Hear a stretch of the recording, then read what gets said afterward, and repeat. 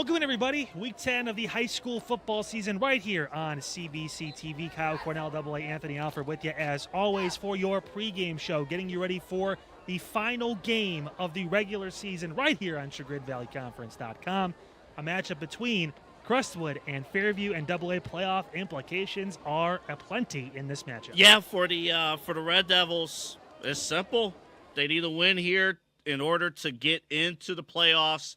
How about this, though? For Fairview, though, we kind of thought going in like maybe this was going to be a complete win-and-in situation. Fairview last week was able to take care of business, and so they are in the playoffs unofficially.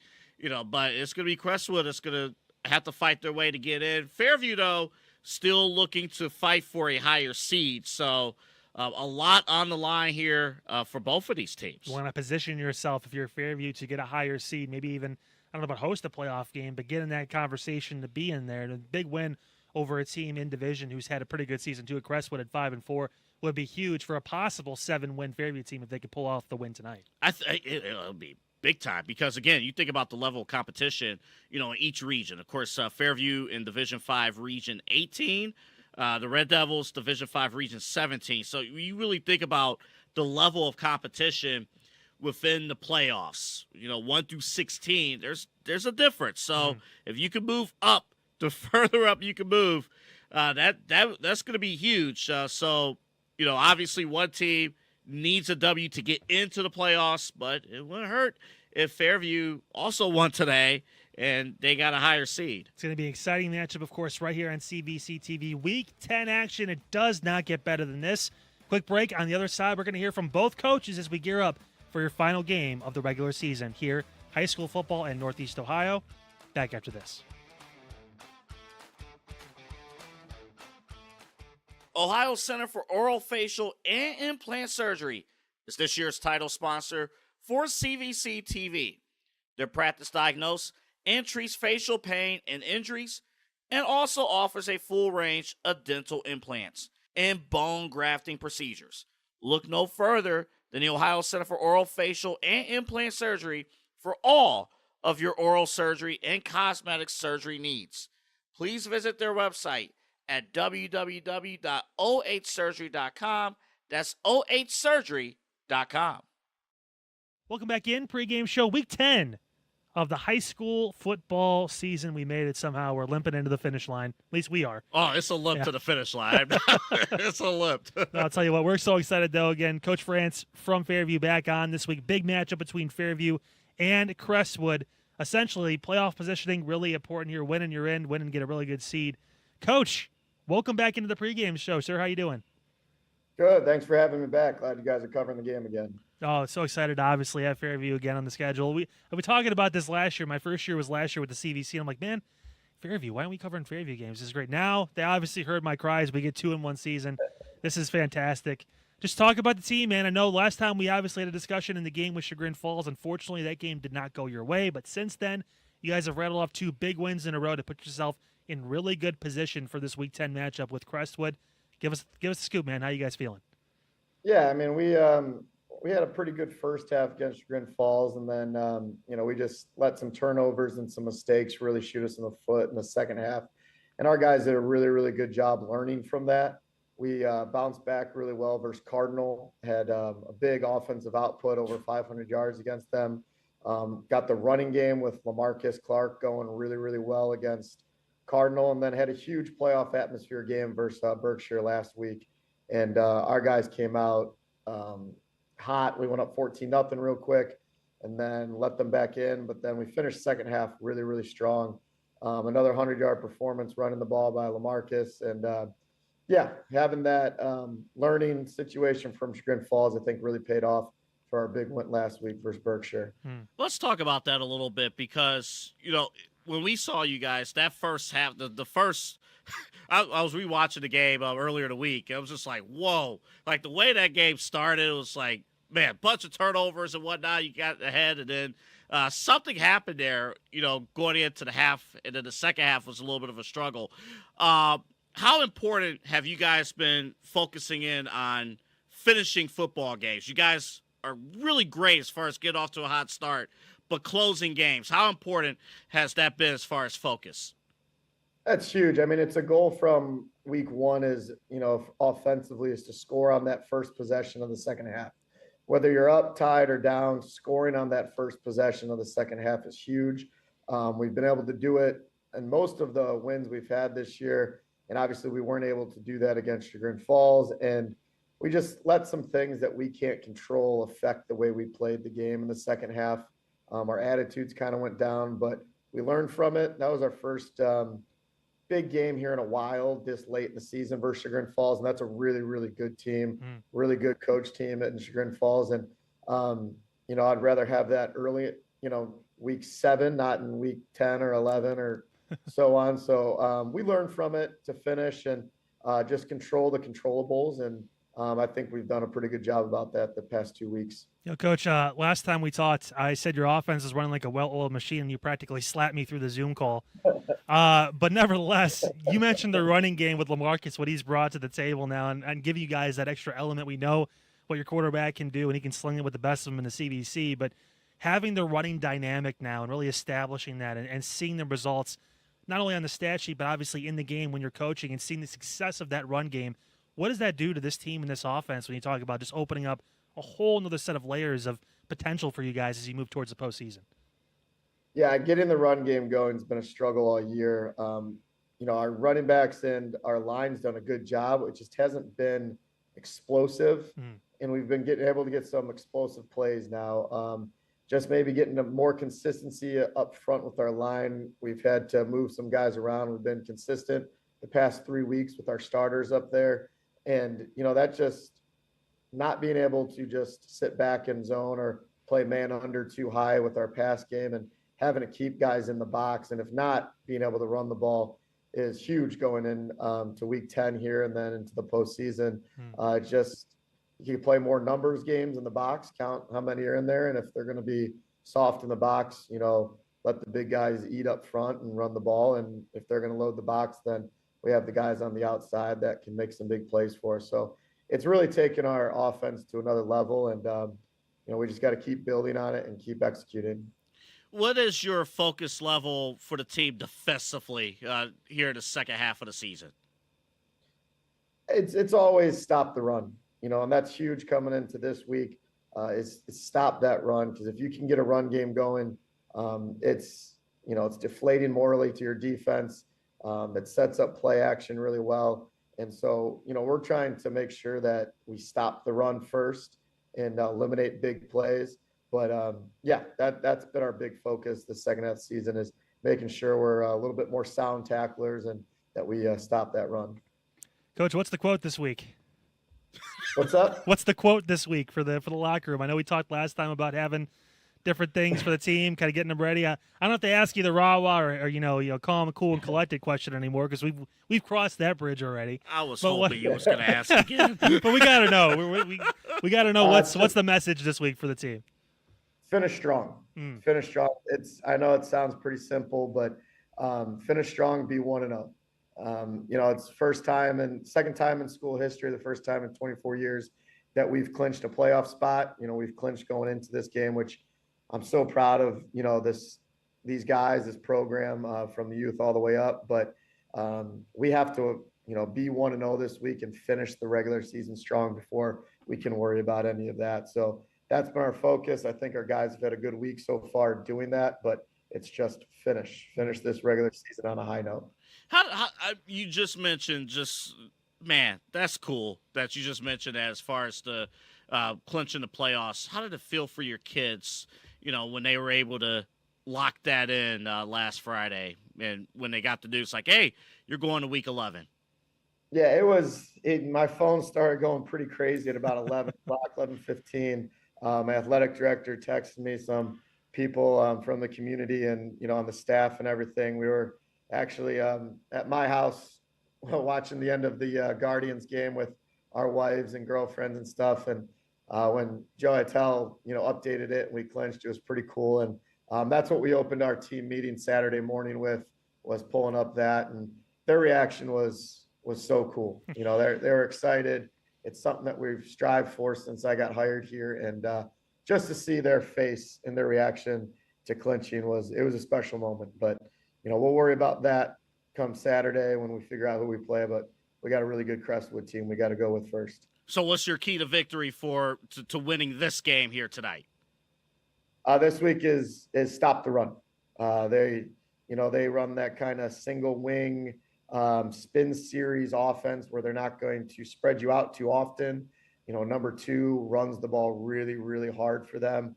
So we have to be disciplined in our gaps. We can't, watch any motions or jets. We have to do our 111th and stop that run first and foremost defensively. Well, Coach, definitely looking forward as always to the game tonight, and thank you so much for making time for us ahead of it. And best of luck not only for the game tonight, but obviously for the postseason run. I know that's on the back burner for now, but excited for you guys and excited to see what Fairview football looks like in Week 11, man. Thank you so much. Appreciate it, and best of luck. I appreciate it, guys. We'll see you Friday. Ohio Center for Oral, Facial, and Implant Surgery is this year's title sponsor for CVC TV. Their practice diagnoses and treats facial pain and injuries, and also offers a full range of dental implants and bone grafting procedures. Look no further than the Ohio Center for Oral, Facial, and Implant Surgery for all of your oral surgery and cosmetic surgery needs. Please visit their website at www.ohsurgery.com. That's ohsurgery.com. Back into the pregame show, Week 10 of the high school football season, and joining us now is the head football coach of the Crestwood High School Red Devils. Coach Jack D'Amato joins us here on the pregame. Coach, thanks so much for taking time.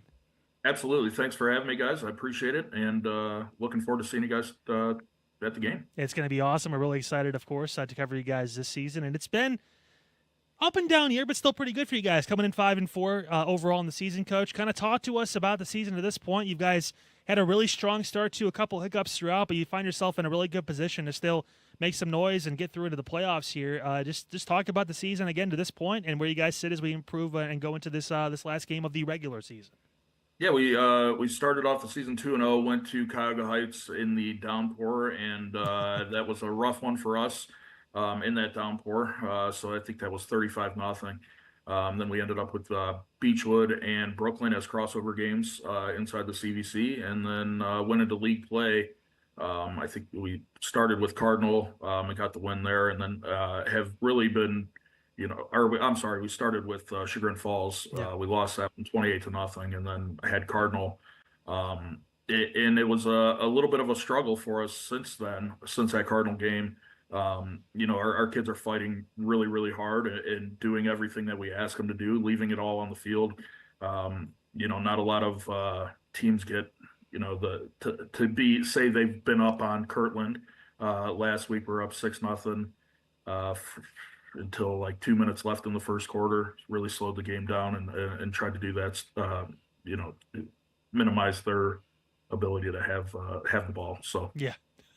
Don't blame you for that. Yeah, that's been the trick. Anytime with Kirtland football, it's like, okay, you're limited on possessions. You only got a few of these possessions where you could figure something out. Mm. Coaching philosophy. When people play for you, Coach, what are some of the top things that you stress for your program, during camp and throughout the season? There's a few things that we talk about culture-wise. The biggest one is a necktie mentality. We stole that one from PJ Fleck over at Minnesota when he was at Western Michigan. It's always attacking, never full. So on the back of our helmets, our guys win necktons. So it's little stickers that they get up through the back. We take our captains down to the youth practice. They give out necktons of the week down at the youth practice as well and at the middle school. So it's that's the biggest part of our culture is that. And then fight. We talk about fight and what it means to fight and fight for your brother, not because you hate your opponent, but because you love your brother and you're willing to do whatever you can for the guy next to you and beside you. It's honestly a great mentality to have, Coach. And our first time getting a chance to see your team this year, so kind of fill us in a little bit. Some people we should be looking out for in this game. I know you've got studs all across the board on both sides of the football. Who are some of the names and numbers we're going to be seeing kind of make an impact, obviously, against Fairview in this week? We like to run the ball. We are a single wing offense. We'll take it really old school from the early 1900s and run. Same helmets, or how's that going to work? Or no, okay, yeah, no, not quite. I would like those Notre Dame helmets that they had airbrushed. Those were pretty man, pretty cool. That was awesome. Yeah. But yeah, it's similar style of football as to back then. But we want to control the clock and try to gain as much yards on the ground as possible. Try to be the most physical team on the field, and defensively try to swarm to the ball all of our guys. Coach, too, with a team like Fairview, who is obviously their offense is a thing that's not really a secret anymore. They love to run and gun and go high, spread it out. They like to score a lot of points. Sure. Does that make this kind of even more important? You talk about keeping control of the ball, time of possession, having that ball for longer stretches. Kind of the similar game plan I imagine with Kirtland, too, where it feels like when the offense gets it, it's like, oh, we got to hold our breath. We know we trust our defense, but they're just so good on that side of the ball. Is that kind of the same mindset looking at this Fairview team? Like, their offense is through the roof. Exactly. Same exact, mentality thought going in is we want to try to control the game and see what we can do offensively and defensively. Hopefully we can, limit what they can do offensively, but they've got it going on, man. They've got a great quarterback. Their skill guys are pretty unbelievable, and their line is pretty good too. So it's a first test for us with Fairview. I'm excited to meet Coach and see the team and see everything how it goes. Do you at all with your players talk about at any point the playoff scenario, the playoff scene, and obviously tonight's game is a huge deal from that standpoint. Do you at all talk to your team about it or your captains about it? How do you approach that, or do you approach it that way? You just take it one game at a time.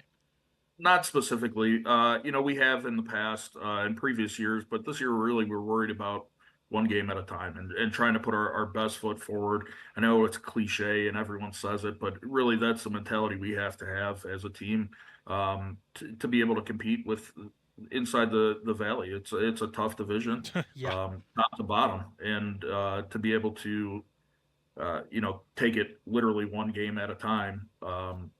That's been our mindset all year long. It's a good mindset to take. You talk about the toughness of this division, Coach. Can you kind of expand on that a little bit? You talk about the competition here in the second half of the season after that hot start to run into some of these teams you guys have to run through. I mean, it's not easy, but I would imagine from a standpoint of, hey, thinking about that next step in the possible postseason, getting into Week 11, having that experience and going up against these really good teams, I'd only imagine just get you guys even tougher for when Week 11 hopefully comes around. Exactly, and that's really what it is. It's a meat grinder, really, from weeks 6 through 10. It's tough every game in the division. It's been that way since I've been the head coach here since 2020 or 2020.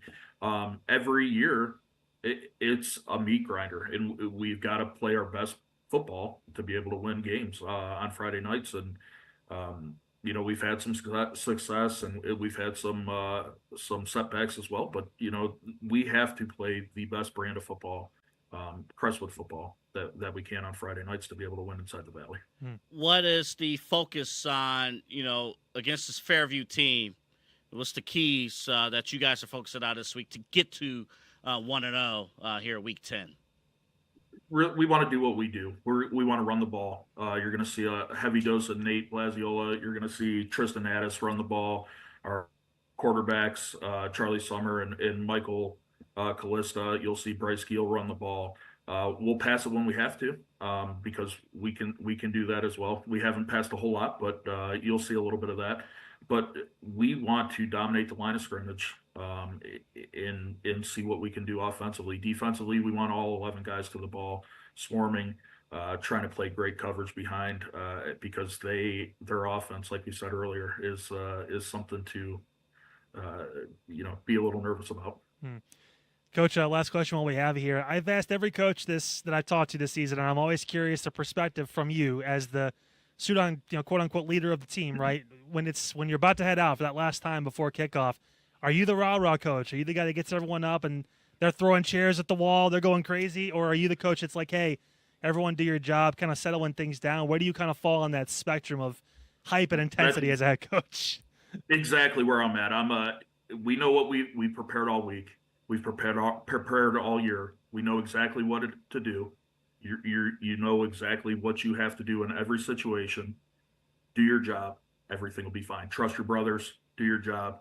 And leave it all on the field. And that's what we say every week. What I say every week. I have other guys that get the guys fired up, or captains get them fired up. But for me, it's more of trust the process, do your job, everything will work out great.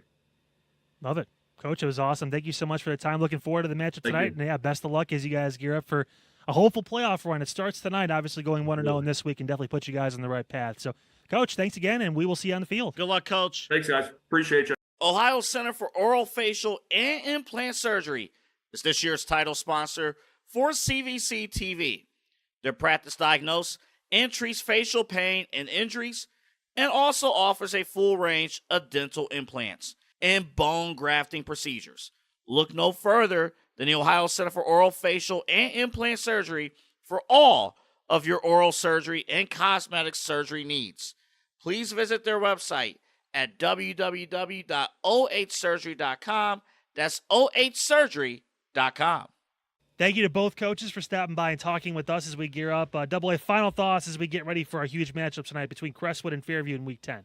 The matchup is going to be very interesting as far as styles. Of course, Fairview, we know their offense. They, obviously they can air it out, but, Coach talked about the ability to run the football. We saw that when we had them against Chagrin Falls a few weeks back, but it's going to be interesting to see that in play.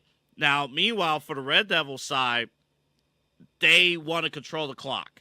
They, Coach talked about how, hey, they were up 6-0 against Kirtland, and those type of teams, you got to be able to, really, really work the clock, almost steal possession. So I think the matchup between both of these offenses, of course, the defense, I think it's going to be huge. We always figure, the special teams involvement will fit as well. And look, we would be remiss if we don't include the what's on the line elements of it too, involving high school kids, because for Crestwood, they got to win this game to make the playoffs. I know the focus is going to be 1-0, 1-0, 1-0. Easier said than done when it gets to this point of the night here. I mean, what is 6:45 right now? So you really think about all the pressure to try to make a big play. Tonight is going to feel like a legitimate playoff game, Kyle. You want to make it to Week 11, Week 10 is just as stressful, yet rewarding. No better place to be than watching tonight high school football matchup again between Crestwood trying to find their way into the high school playoffs and Fairview, who has clinched their spot, but would love to get a few seats higher. We're going to have action for you coming up next. Make sure you guys tune in. Fairview Crestwood live from Mantua, Ohio, coming up here in just a few moments. Do you want to learn how to be a producer, DJ, on-air talent, or influencer? Visit beonair.com and discover a media school that's changing the game. We have 7 campuses across the country, and you can graduate in as little as 8 months. No math or English classes here, just classes that interest you and give you hands-on experience with real-world professionals in the media industry. And there's financial aid available for those who qualify. Stop sleepwalking through life. Show up for your dreams. Visit beonair.com and take the free career assessment. beonair.com.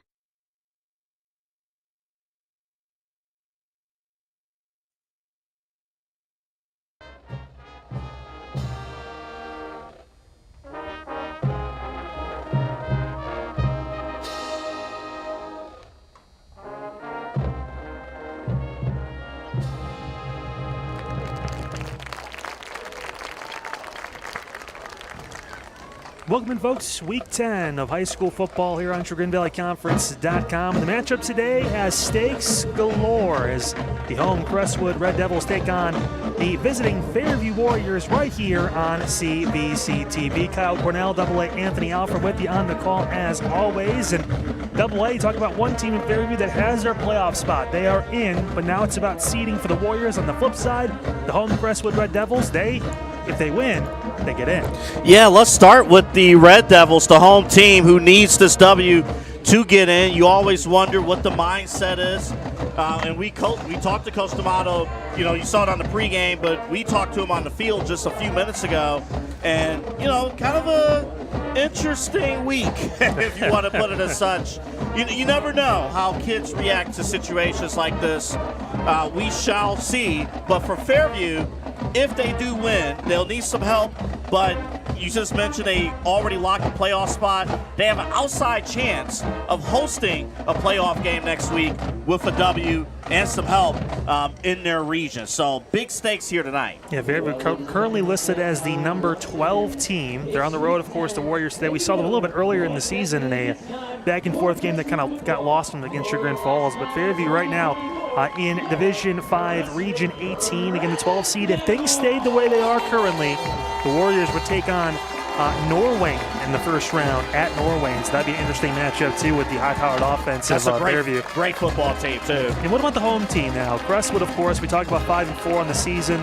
Tough in the latter part of the year. They started off really hot, but a couple losses here at the end of the season. Actually currently on the 2-game losing streak. 2 tough opponents, though, the past few weeks. But currently sit at number 16. Now, if they win and everything stays the same, too, Canfield South Range, very tough team awaits them. Yeah, and that's the thing. There's a lot on the line, and I'll tell you, tomorrow morning will be very interesting once all the stakes are lined up. And of course, one of the many teams in the CVC with a lot at stake here tonight. But yeah, it's going to be interesting. With Fairview in particular, when we saw them against Chagrin Falls, an excellent football team. And they started off really strong, and that's something that Crestwood's going to have to be concerned with here today. This Fairview team can start fast and get on you, especially defensively.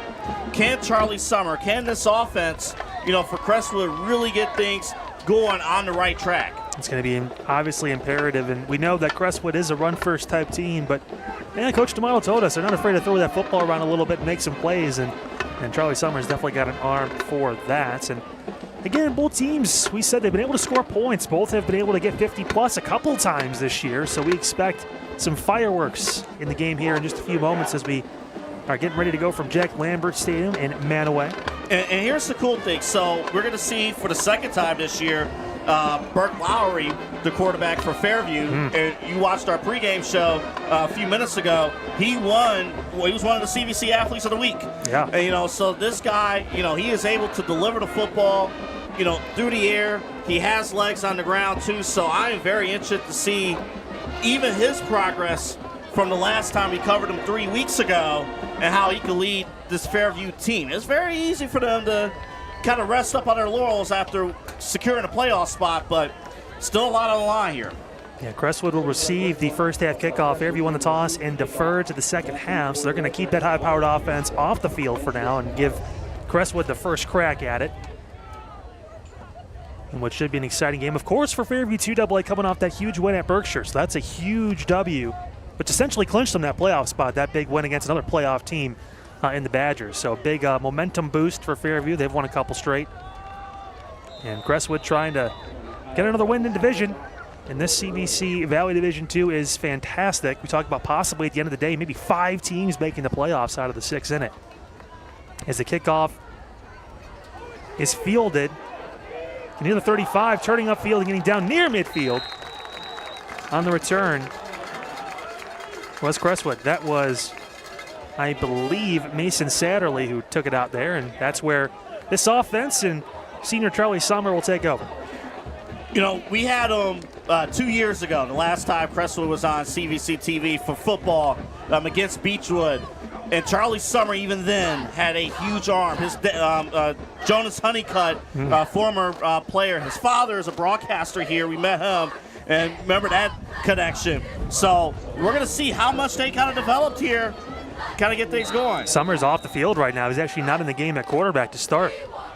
Expecting to see some rushing attack in different ways. Going to be a keeper up the middle. And still pushing through, trying to carry that line past midfield. Solid run, and that's number 2. You're going to hear his name a lot tonight. Again, Nate Blasio, who is 130 yards coming into today from breaking the school's all-time rushing record. Yeah, that's another big subplot here today. Can he get that record? And again, he's been able to run the football very effectively as Summer is now in the game, number 12. But you mentioned they love to run the football. And they'll find different ways. We saw in pregame different players taking snaps, too. They're just going to try and get creative. It's week 10, and everything's on the line right here if you're the Red Devils. And it's going to be Braziel taking a snap. He cuts upfield past 35 and down for a first down. And I was going to say, we saw a critical lead block there that kind of really set up that run. I love how Coach talked about this offense, Coach DePaulo, to us during the pregame. It's like, We hit you in the mouth. yeah, you're going to hit you in the mouth. We're going to hit you in the mouth. And this is almost a throwback to the 1900s as far as running the football. But it works. This is their bread and butter. This is what they do. Yeah, Brazil checking out of the game for a moment. He's going to get a breather. Summer again in that shotgun. Taking the snap. Going to be an end-around handoff. Working the right side. He's got a lane. Turning upfield. There's a flag that comes in late. And that was Bryce Giel, one of the other guys you're going to see taking some carries tonight. But that one might be coming back. Yeah, you always wonder if there's a huge gap and a huge path. It might be a holding. Right in that area, too, Kyle. Yeah, usually behind the line of scrimmage around there, that's when you see that happen, especially on stretch plays, too, because linemen are forced to kind of move out of their comfort zone sometimes and have to block further away from the initial snap where it took place. You can see some of those holds, and that's going to move Crestwood back about 10 yards. They'll have to replay first down. So the first break of this game here for this Fairview defense, who so far, they've been getting pounded up the gut, can now kind of playing behind the sticks, Crestwood. How can this Fairview defense kind of establish and clamp down? Tristan Addis and Nate Blasio checking back in. Referees want to have a talk really quick. Again, the third time this year we're covering a game on grass field. Yeah. It's impressive. It's almost a record in 2024. Saw the riding lawnmower out in the back. They're getting ready to take the snap and shifting the line here. Brazil trucking his way through and gets down to a gain of about roughly 4 yards. Again, just full head of steam downhill. He's got speed, and he's able just to work through and just power his way for yardage double A. But I'll give credit to this defense. That could have been a lot worse than what it turned out to be. The defense did a great job adjusting, staying with their assignments. If they didn't, that would have been a huge run, but only getting a couple there. This Red Devil offense. Yeah, it gets about 5 yards on the play, so it's going to be 2nd and 15. Again, ball is on the other side of the 40. Handoff inside, working through, and eventually brought down. And there was Giel, who got maybe a yard or two on that. You hear coaches all the time defensively. They stress all camp, all week, all year. Stay home, stay home, stay home. And that's going to be key here for this Warrior defense, staying home, not biting into the counters that this Red Devil offense is delivering. Yeah, so Summer comes off the field. Looks like Blasio will probably end up taking the snap or handle the ball on this play. And actually, of course, as I say that, he splits out wide, so go figure. 3rd down. Got some place to go, and there's a jump, and that's going to be a false start. So they're going to have to move back 5 yards. And that's going to put this rushing offense behind the ball a little bit more. And again, you'd imagine you'd want to throw your quarterback in to give the illusion you could possibly throw it. And there you go. Charlie Summer will check back in on what essentially will be about 3rd and 18. I'll tell you what, this is you want to talk about throwing everything out in the book. I mean, you're really seeing it here in this opening drive here for the Red Devils. Yeah, they have to.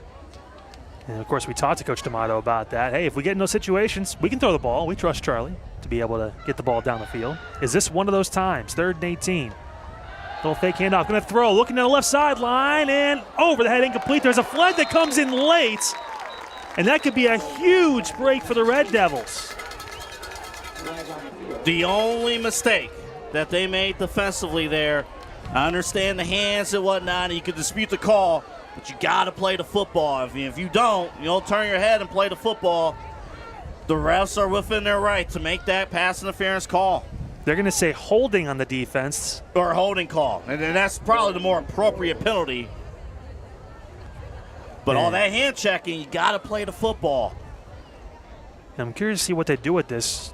Normally, that would be a spot foul, but I believe it should only be 5 yards.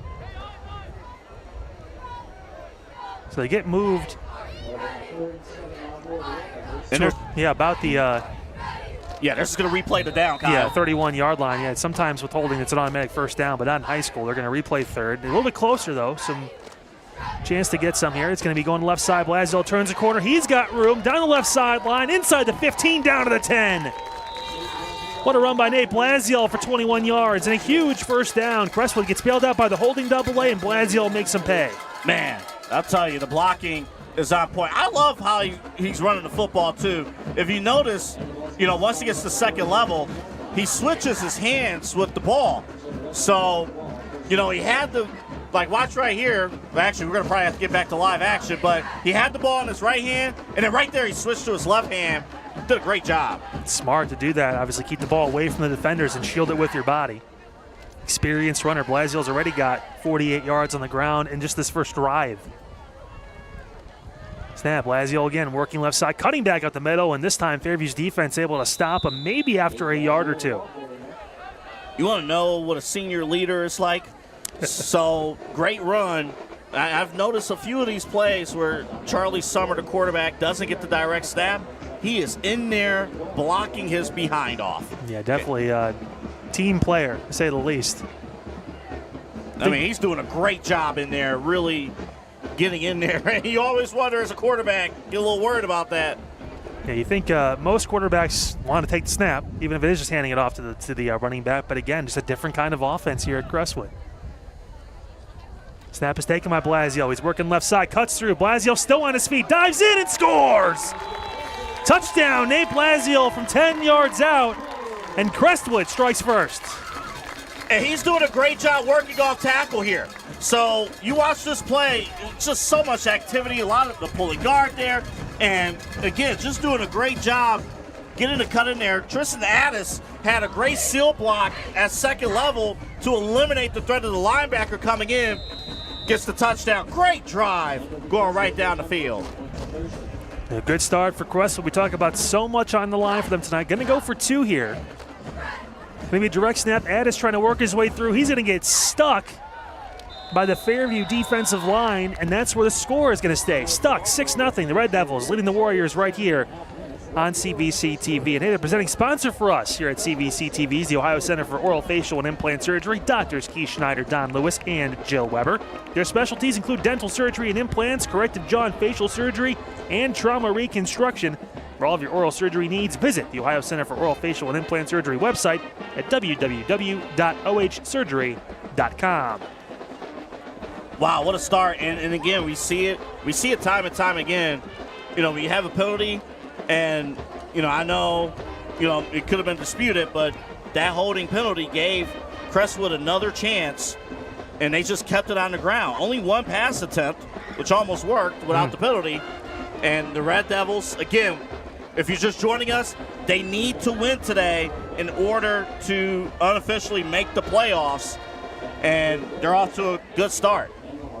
Yeah, when and they're in for the Red Devils. We mentioned Fairview has that locked up AA. So is there any foot off the gas? Coach, Rance telling us, hey, we're ready to go. These guys don't really talk about it too much. But again, we talk about just being high school kids. It's tough. Well, Coach talked about how much that Chagrin Falls game that we did, what happened, the second half of that game, how much that kind of changed things a little bit for them. And a short kick, and it's actually kicked by Fairview, and did they get it? They did! Crestwood gets the ball, and I tell you what, this is the year of the onside kick AA, because that was a line drive on the right side. We were filming for the kickoff, and it was kicked short, got kicked and actually booted. Yeah, you actually saw it there late there. Oh, my goodness. And again, these special teams coordinators and coaches, they're instructing their kickers not to kick to their main kick returners, but to the up-backs, to guys who are not used to handling the football at that level. It was a great recovery there by Chris Moore. He's a freshman for this Crestwood team, and that's going to bring the offense right back out onto the field on the 45-yard line of Fairview. Not a great start for the Warriors, but Crestwood in a pretty good spot right now, AA. My theory, buddy, I truly believe that because the NFL got rid of the kickoff rule, I think these specialty coaches are being more creative. It's going to be a snap and a handoff. There's going to be a flag that came in, and it's going to be a false start against Crestwood. So they'll move backwards right to midfield off the bat. We saw Sommer kind of in the flat AA come up, and he's actually going to take the handoff and then possibly pass it. It's you talk about the old school type of offense with the different kind of single wing and everything, but innovative too with some new wrinkles in it. To be perfectly honest, if you're playing street football, it's almost, but it's discipline, right? It's coached well, and guys are lined up correctly, but it's, hey, I'm playing quarterback, but I actually want to get the football. I actually want to run routes and stuff. It's crazy to think about the different levels you can do with an offense built like this. So put the Red Devils in position again to make another playoff run. Blasio middle, working through, pushing, still on his feet. Blasio gets back past the original line of scrimmage. He'll get a yard more, so give him about 6 on that carry. And we're going to see who has to come out for a play because the player did lose their helmet. And it's on the Fairview side, number 59. So he's going to have to come out. Danny Larkin has got to come out. He lost his helmet. But way to recover, again, after being behind the sticks. That physicality, and you do wonder, because this is going to happen all game long. So defensively, you got to be locked in, ready to go if you're the Warriors. And Blasio just continues to pound the rock already. 7 carries for 64 yards and a touchdown unofficially in just the first quarter. Second down, handoff on the inside. Still breaking through. What a huge truck through, lowering the shoulder. That was Gale who just turned that left side. And tell you what, talk about the physicality of this team. It's something that Coach D'Amato told us. We're a physical group. You can see it right there on the field. Yeah, when you have 2 pulling guards. You got a pulling guard, you got a pulling tackle, you got another up back, countering as well. I mean, again, I'll give credit defensively. Brady Weir, number 3, kind of sat in there, stayed home. Because if he didn't, that was a huge, huge opening. Yeah, and he took a shot, too, on that one as Gale ran over a defender on that play. Penalty coming through. This one might be against Fairview, and it will be. That's going to be offsides, and it's going to move him 5 yards closer, so it should be right on that first down marker. We'll see if they give it to him or if they're going to be a little short. We're eyeing that spot. I think they're going to move the chains. Yet they're trying to wave him down the line. So it's going to be a first down. That's a huge penalty right there against the Fairview defense. They had an opportunity to try and get them to go 3 and out, even though this far into Fairview territory, you would assume they would be going for it on 4th down short. But nevertheless, brand new set of downs. Two offensive drives where a penalty has cost Fairview's defense dearly. And back-to-back. Of course, last time was the holding on the pass play. Here's Blasio, left side, cutting through. He's got room. Blasio lowers his shoulder and just drives through all the way down to the 25-yard line. Nate Blasio has been on a mission today, AA. And this offensive line is putting on a clinic as far as how to open up gaps and whatnot. And here's the deal. This Fairview defense, a tad bit undersized. So they have their work cut out for them to get to the right angles. You almost, as your linebackers, your front 7, you got to really pursue. But this is the tough part. Once they align, they're mass shifting to the other side of the line. Second and short. Blasio going to take it right side, cut through, still on his feet. Blasio back to the middle. He knifes his way inside the 5-10, carries a Fairview defender all the way down to the 2. Nate Blasio with an amazing run down the seam, and Fairview's defense just has no answer, AA. Yeah, this was a great run. It's going to come back as a hold. But just watch the finish. This finish is still worth a replay. Look at the drive. Oh, just carries him down there. We talked about toughness again over and over. The line's obviously on display, and again, that one going to move backward. Great call partner to catch that. Blasio still just undeterred. I'm still putting that on the highlight tape. The way he's just driving through there. Like, that's an extra 6-7 yards. And we want to talk about how this team was going to react coming in. Coach D'Amato saying, I'm not sure how this team is feeling right now. Feeling pretty good, being the only team to go on offense to this point in the first quarter. Yeah, Fairview's offense hasn't even taken a snap yet. Blasio going to take it up the middle. This time he's going to get met. Nearly immediately, he'll get back to the line of scrimmage, maybe get a yard. So there's been opportunities here for this defense. They are doing a good job of, kind of staying with it. The tough thing, of course, to get accustomed to is the second and third option from the backfield. Like, what's going to happen here? How is Summer going to align? Is he going to pass the ball here for only, the second time? If he does attempt to pass. Well, we talked obviously with Coach. He said, hey, we're definitely going to feed Blasio tonight, being that close. And there's pass attempt double as he looks to throw. It is caught. Great catch there by Giel, who was close. Actually, I should say that was not Giel. That was number 9 there, Ty Berquist, who made the catch near the first down marker, but it's going to be 4th down. And Will Allen did a great job just staying right there to make the play. No funny business. Be in the correct spot. knowing that the receiver was a little bit off balance, just trying to make sure he got the catch. But needed that if you're the defense. Well, it's a big time now for Fairview and the Warriors. They can get a huge stop, and that onside kick doesn't feel as bad, but short yardage situation for a running team. Blasio working left side, putting his head down. He is at the line. And I'll tell you what, Double A, I think he got stopped. Fairview's defense, wow, what a play on that left side at the bottom of your screen. And Fairview's defense holds, and they get the ball back. For the first time, the offense will have it with 3:44 to go in this first quarter. And the defense did a great job adjusting, reading their keys. Watch this. You see it right there, locked in. Nobody doing anything undisciplined, and just getting right in there. I'll tell you, who's that, Pat Canfield? Ugh. That number 2 at the bottom of the pile who made the initial contact? Yeah, senior defensive player, obviously plays some running back too for this Fairview squad, who we haven't been able to talk about on offense yet, but now we finally can with under 4 minutes to go in the first quarter as Burke Lowry and company take the field on their own side. On the 26, it's going to be a pitch to the outside. Canfield working. He's got a blocker in front. Canfield turns to the left sideline. He gets upfield and gets the first down.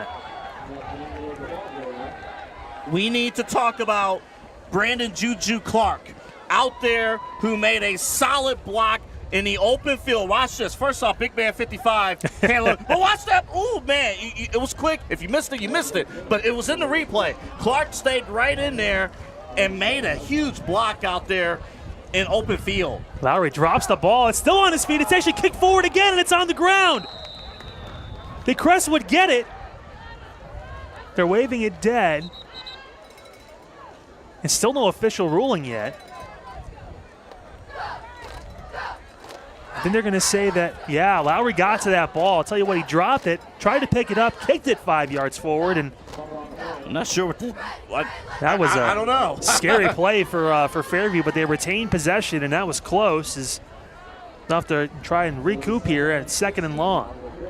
That was, we said the same thing about the last Fairview game we covered.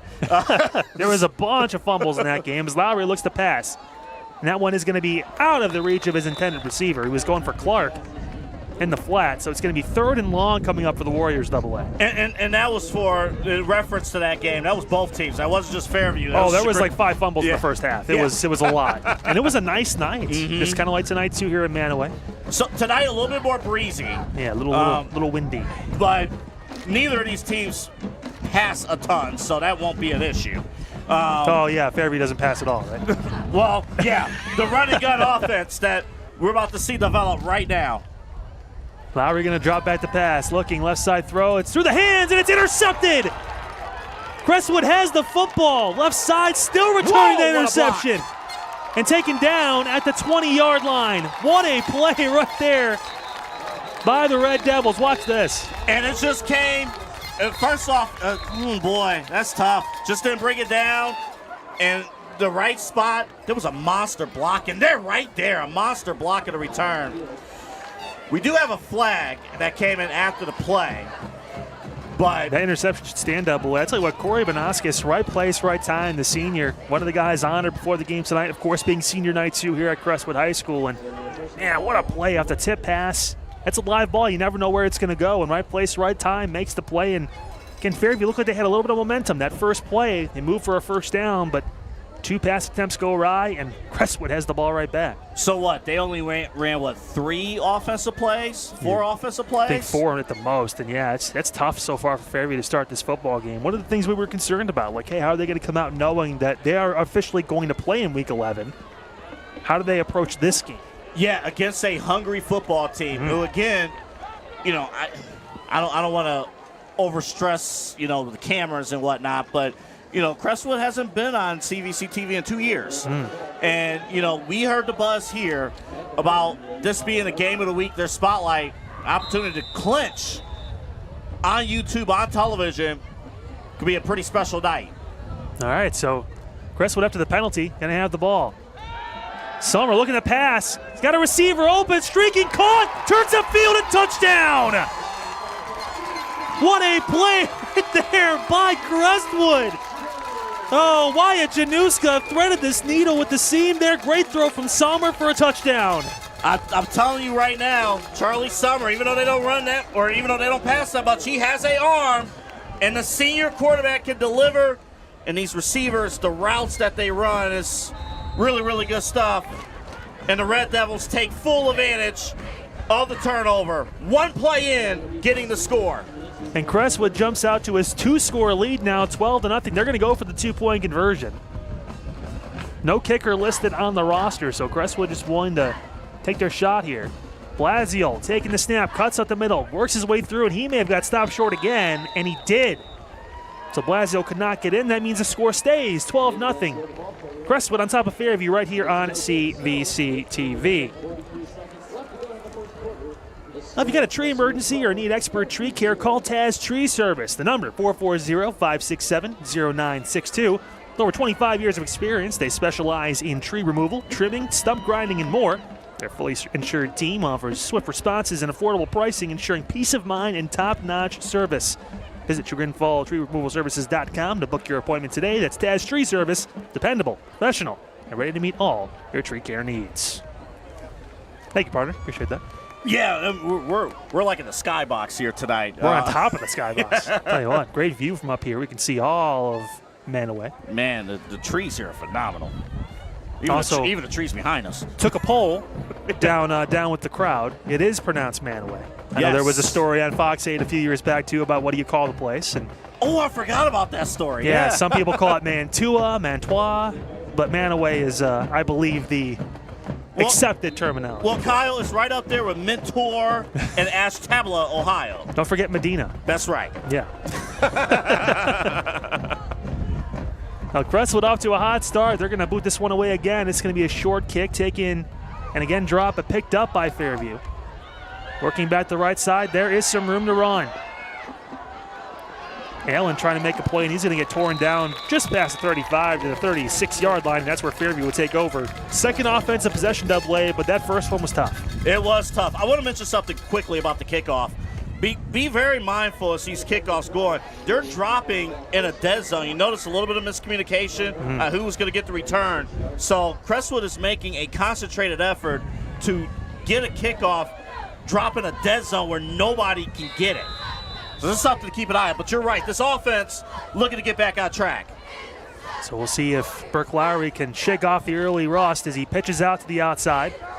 That's LaMarcus Clark with a big week last week. This time he goes for a loss of 5. Great job right there by the Red Devils defense. And great defensive call. They sent Gill off on the outside. It's the outside linebacker, and it kind of blitzed. And, he stopped a little bit of that offensive play there. Great play call defensively. So behind the sticks again, Fairview just having a rough time getting things started on the offensive end, and defensively they've had no answer to this Crestwood offense. Has done a little bit of everything so far tonight as Lowry rolls out to his right. Looking. Lowry going to take a shot down the field. He's got a receiver. It's caught. Great throw, great catch to the outside. That, I believe, was Harris who made the play, and it was. And that's going to be a huge first down at midfield. And great job by Lowry and great job by Harris for staying connected with the quarterback. He did a great job, running around, of course, but coming back, setting in a dead zone where Lowry could connect with him, and a great response there offensively. So it's going to be 1st and 10 at midfield for Fairview. Offense showing some life. Canfield in motion. The handoff. Clark on the right side gets spun down, gets tackled. Stopping him short, it was the man who had the interception, Corey Bernaskis, who made the play. Yeah, great read defensively. But you're talking about this offense getting rhythm. Well, this is the first offensive drive where they're still on the field after a few plays. Yeah, they've been able to actually put a few things together here. So now it's going to be 2nd down and about 9 on the other side of midfield. Throw, slant pass, over the head of his intended receiver, and that is incomplete. And they were looking for Beto there, and he could not bring that down, a little high. If you couldn't tell by the extracurricular noise that's getting picked up on the microphones, the breeze is picking up. And the ball, you can tell it sailed a little bit on Lowry. And because that slant was there. It was there. It was a man-to-man opportunity. It's now going to be 3rd and long. Fairview again getting tested on this second offensive possession of this first quarter. Lowry in that shotgun. He's got trips to the top of your screen. That's where he's going to look. He's rolling out to his left. Lowry looking, throws. Over the top it is. Caught. A great catch by Beto, and that should be enough for Fairview. 1st down. Yeah, and he did a great job No, he was pretty impressive against Chagrin when we had him. Oh, they both were. Harris and Beto. Talk about a 1-2 punch at receiver. Both those guys are incredible. Watch the footwork, too, is incredible here by the receiver, but did a great job getting the first down. And they needed that. Talk about trying to get momentum. Handoff, middle. A little positive gain. Still trucking his way through. Not on the carry. So now this Red Devils defense is going to get tested now. You know, can they overcome? And again, they had the interception the previous drive, but now you're going to see this Fairview offense, a little bit of that running on that balanced attack. Maybe they go back to the air again. Over 31 points per game this year for this Fairview offense. Potent to say the least. Flag comes in, and it's in the area of false start. Yeah, the receiver jumped early. Looks like maybe that was Harris that got a little excited. He had one-on-one coverage on the outside, but let them move 5 yards back now. And that's just something that just got to clean up. No, you know these receivers, though. If it's one-on-one, they feel really confident about that. Of course. And there's a lot of man-to-man defense. And, in fact, even here, you only have a single high safety. Trying to get ready for a possible run play. Clark in the backfield. Lowry looking the pass. Throwing. Middle. Caught. Beto turns upfield. He's got room. Cuts through. Makes a man fall. And gets in. What a touchdown pass to J.R. Beto. 38 yards in Fairview. Right back in it. We flat out just mentioned about the single high safety. The safety dropped to the other side of the field. And Lowry took full advantage of the man-to-man opportunity. And Beto, and there was a slip right there, as Kyle just mentioned. And that's how you get on the board if you're Fairview. What an unbelievable touchdown pass. We saw that potent passing attack just a few weeks ago, and it took a second, but Fairview finally got things started with 36 seconds to go in this first quarter. And they have a kicker. And they're going to go off sides here, I believe, yes. So now a chance maybe to go for two if you're the Warriors, and see what Coach Rance decides to do here. They would get a half yard closer, or about a yard closer. I think maybe you keep the kicking unit out and just try to put this one through. And again, the breeze is going to the far side of the field. Snap down, kick on the way. The flag comes in. It was good, but we'll see what. And I think it may have been on Crestwood, so I'd imagine they're going to just take the point, but we'll see.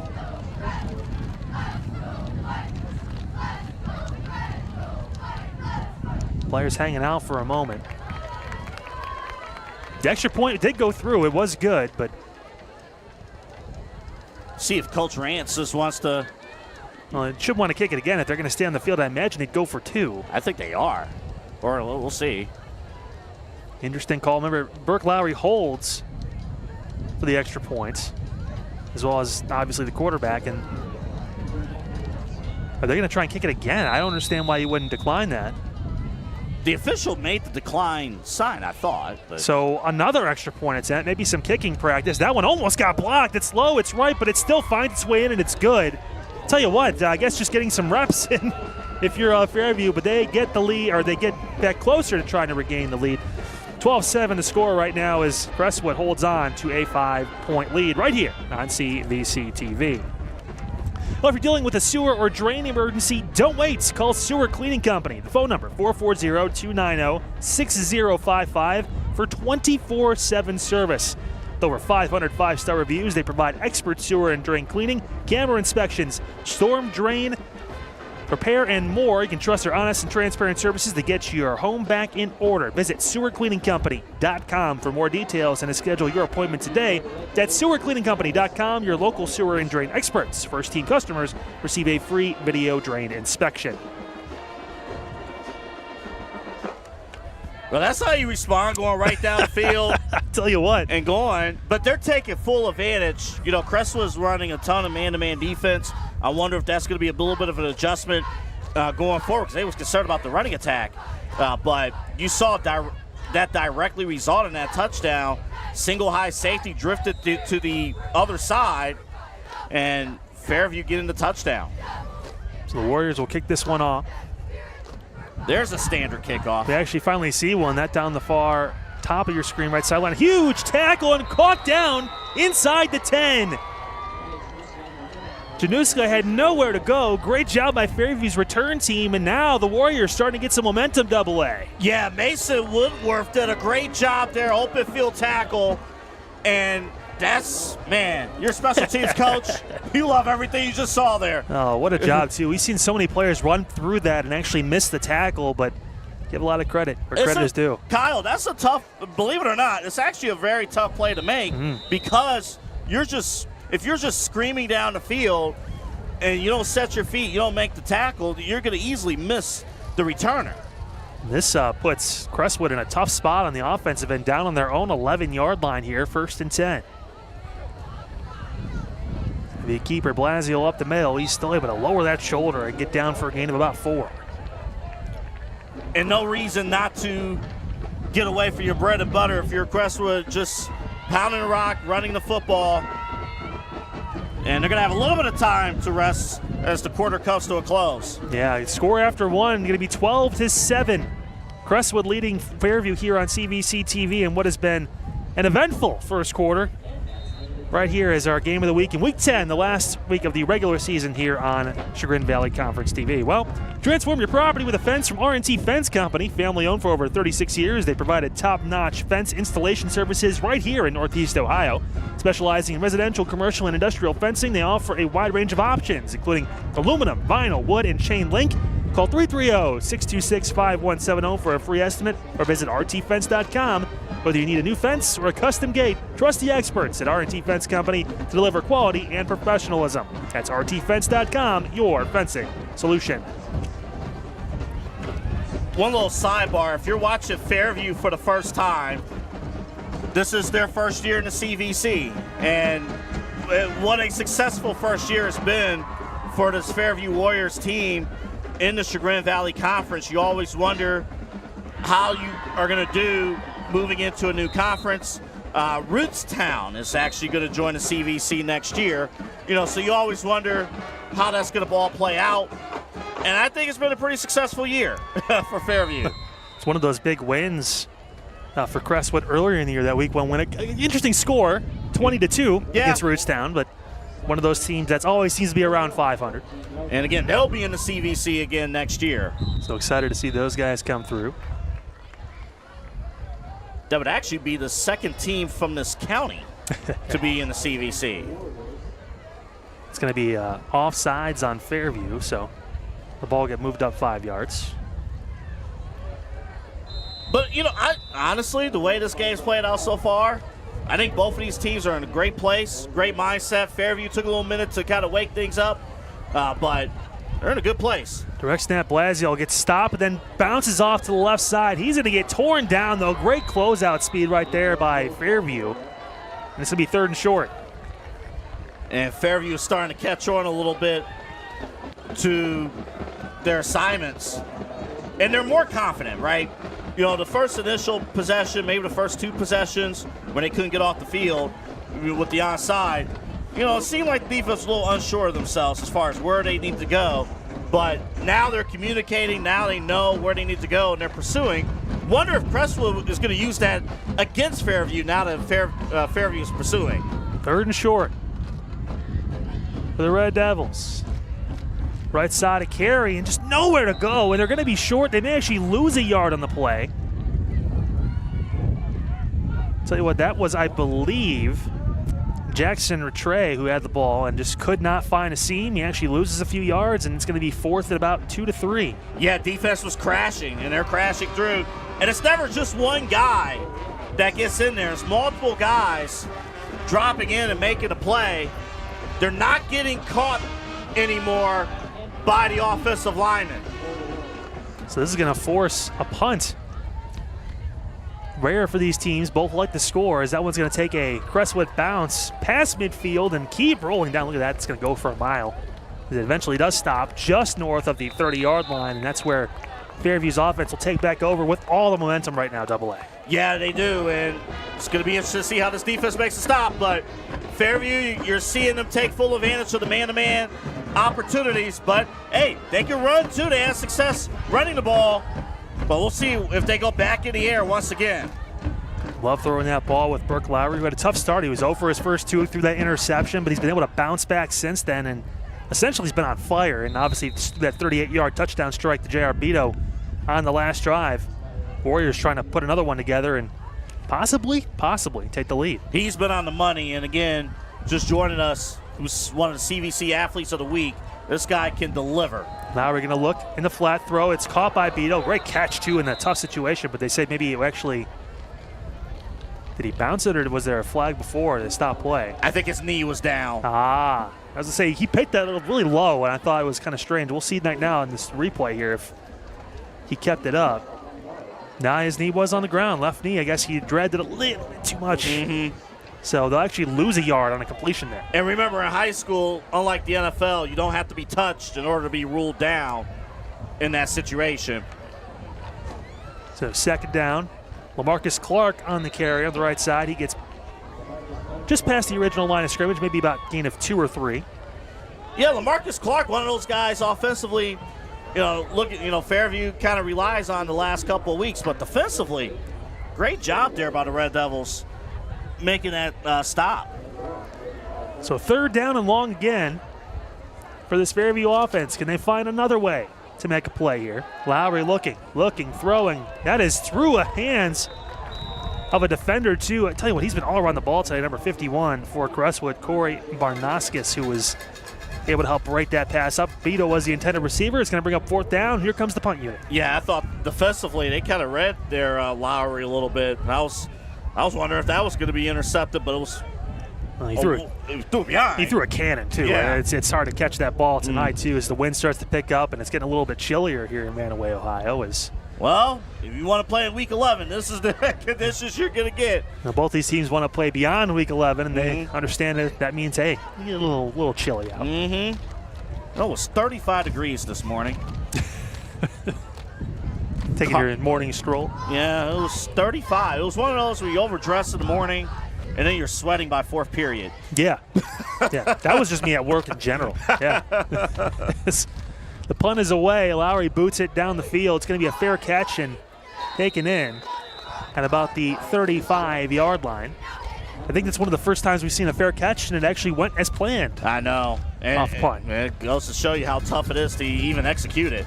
Yeah, so that's where Crestwood will take it back over. Both defenses now starting to flex their muscles a bit, Double A. Yes, they are, and they're starting to recognize, hey, both of these teams' tendencies here. So, this is cool to see. Both teams making the necessary adjustments, and now you're in for a fight. Fairview's woken up. Crestwood's been with us since the start. Here we go. So the Red Devils will get it on their own 34-yard line. 9:17 to go in this first half. How about that? Empty set now for Sommer. He's going to hand it right side, turning upfield. Spun down after a big gain there. It was Blasio who got about 8. If you want to play on the offensive line for this Red Devils offense, you better be in shape. You better be quick, fast, and really get after it. And every play I have seen the pulling guards really make it out to their assignments. And they pull more than most. And they have done a great job. And Blasio again with 89 yards unofficially. Remember, needed 131 yards today to break the all-time school record. Sommer going to keep it, turn upfield. Look at that, the big man lowering his shoulder, getting near midfield. He'll get a solid gain and a first down. That's the big man, Charlie Sommer. And I even said it when we had this game 2 years ago against Beechwood. He was a sophomore, he was a big guy. But obviously he's added muscle over these last couple of years. 6'4", 200 pounds. Good size for a quarterback, and we know obviously he can spin it. We saw that huge touchdown pass earlier in the game to Wyatt Januska, and now Sommer using his legs to get the first down and keep this Crestwood offense on the field. First and 10 near midfield for the Red Devils. Going to be handoff. Giel working left side, taking the edge. Top of your screen, Giel. Flag comes in late. Looks like it's in the area of holding. He had a positive play, but it might be going backwards. Yeah, they had to work hard. Fairview did a great job kind of sliding, defensively. But, yeah, it's going to come back. The couple times they've ran those far stretch plays Double A, there's been some holding calls talk about adjustments to make when you go into the second half of a close game. I imagine that's going to be a couple things on Coach D'Amato's short list of things to button up a little bit here. Well, true, because that's another dimension of your offense. And that's probably the reason why defensively Fairview's been able to kind of slow things down a little bit, because they are taking away the outside plays or self-inflicting with the holding, with the speed on the outside. So you keep things between the tackles. That's the W for Fairview, if you keep everything between the tackles. So 1st and 20. Blasio going to take the handoff on the end around, working his way. He's got a hole. Blasio turns upfield. He won't go down. Hey, Blasio past the 40 down to the 37-yard line. How do you tackle him? Man. 28 yards. Put this on the tape. I mean, that play could have been stopped in the backfield, but then the extra drive. How bad do you want it? Protecting the football, too. The defense almost stuttered there for a second, skipping CD there. They wanted to strip the ball. That's what they were going for. They were going for the strip. But who cares if you're driving down the field, getting extra 5 to 10 yards. Unlike my commentary just now, the running back did not skip a beat. Yeah, Brazil with the Rick remix there as he gets the first down. And a unbelievable carry by Nate Brazil, who is only a handful of yards away from getting that rushing title for the career. It's a good move on the outside there for Giel, who makes a man miss and gets past the first down. He should have about 11 yards, and he should move the chains. And I love that play call, too, because all of a sudden now, and we talked about it, Fairview starting to attack, are you going to use their over-pursuitness against them? And that's one of the first places we've kind of seen that. Great play call on the reverse. So you're going to call Giel out of bounds after 9 yards. The other line judge was about 5 yards forward, so instead they're going to move him back, and it'll be 2nd and 1. And again, the movement of the offensive line is trying to figure out what kind of defense you're facing. Be a snap. Sommer looking, get a handoff. Blasio, top of your screen, trying to cut back. Blasio working through, and he's going to get caught by the Fairview defense. A great job right there. That was Weir who got there first up away. He was met with a couple other players as well to get the stop. Yeah, you're right. Brady Weir did a great job identifying, not getting fooled by what was going on in the backfield, keeping with his assignment, set his feet. Your number one job in that situation is to force the runner back inside. But hey, you make the tackle. That's a bonus. 15 carries, 116 yards unofficially tonight for Brazil. Remember, he needed 130 to get the all-time record, so he's one more big gash away from being the all-time leading rusher in Crestwood history. Taking the snap, Brazil working middle, trying to push forward for the first down. He should be past the line to gain. We'll see what the official spot is. And it is enough, first down. So Brazil gets about 5 yards and inches even closer double A. He's inching close. He is right there. And I'll tell you, how many, I know we don't track this in high school too much, but career-wise, how many yards after contact? Oh, my goodness. Has to be up there. How many yards after contact in this game? He's been able just to power through at least that. It takes at least 2 or 3 defenders to really get him down or slow him down even. And just fun to watch. Nate Brazil, what he brings to the table for this Crestwood offense. First down for the Red Devils. So we're going to hand off. Working his way through, breaking the right side. That's a huge run. Addis turns the corner and scores! Tristan Addis with an amazing run to the outside, gets in for 6. Tristan Addis, the former CVC Athlete of the Week, and just breaking a tackle again, creating the space up front. And, man, he's built, too, and he has been handling business blocking. He gets the opportunity with the football and puts it in the end zone. Well, Double A, when we were doing prep for this game, I wrote down about 10 different players who can get a carry and talk about what Addis means on the defensive side of this for this team, but obviously can come through and make some big plays on offense. Now, Crestwood leads 18-7. They respond. Did a phenomenal job, and again, they're going to go for 2. No kicker. Maybe a pass, looking, throwing, across, up, and caught.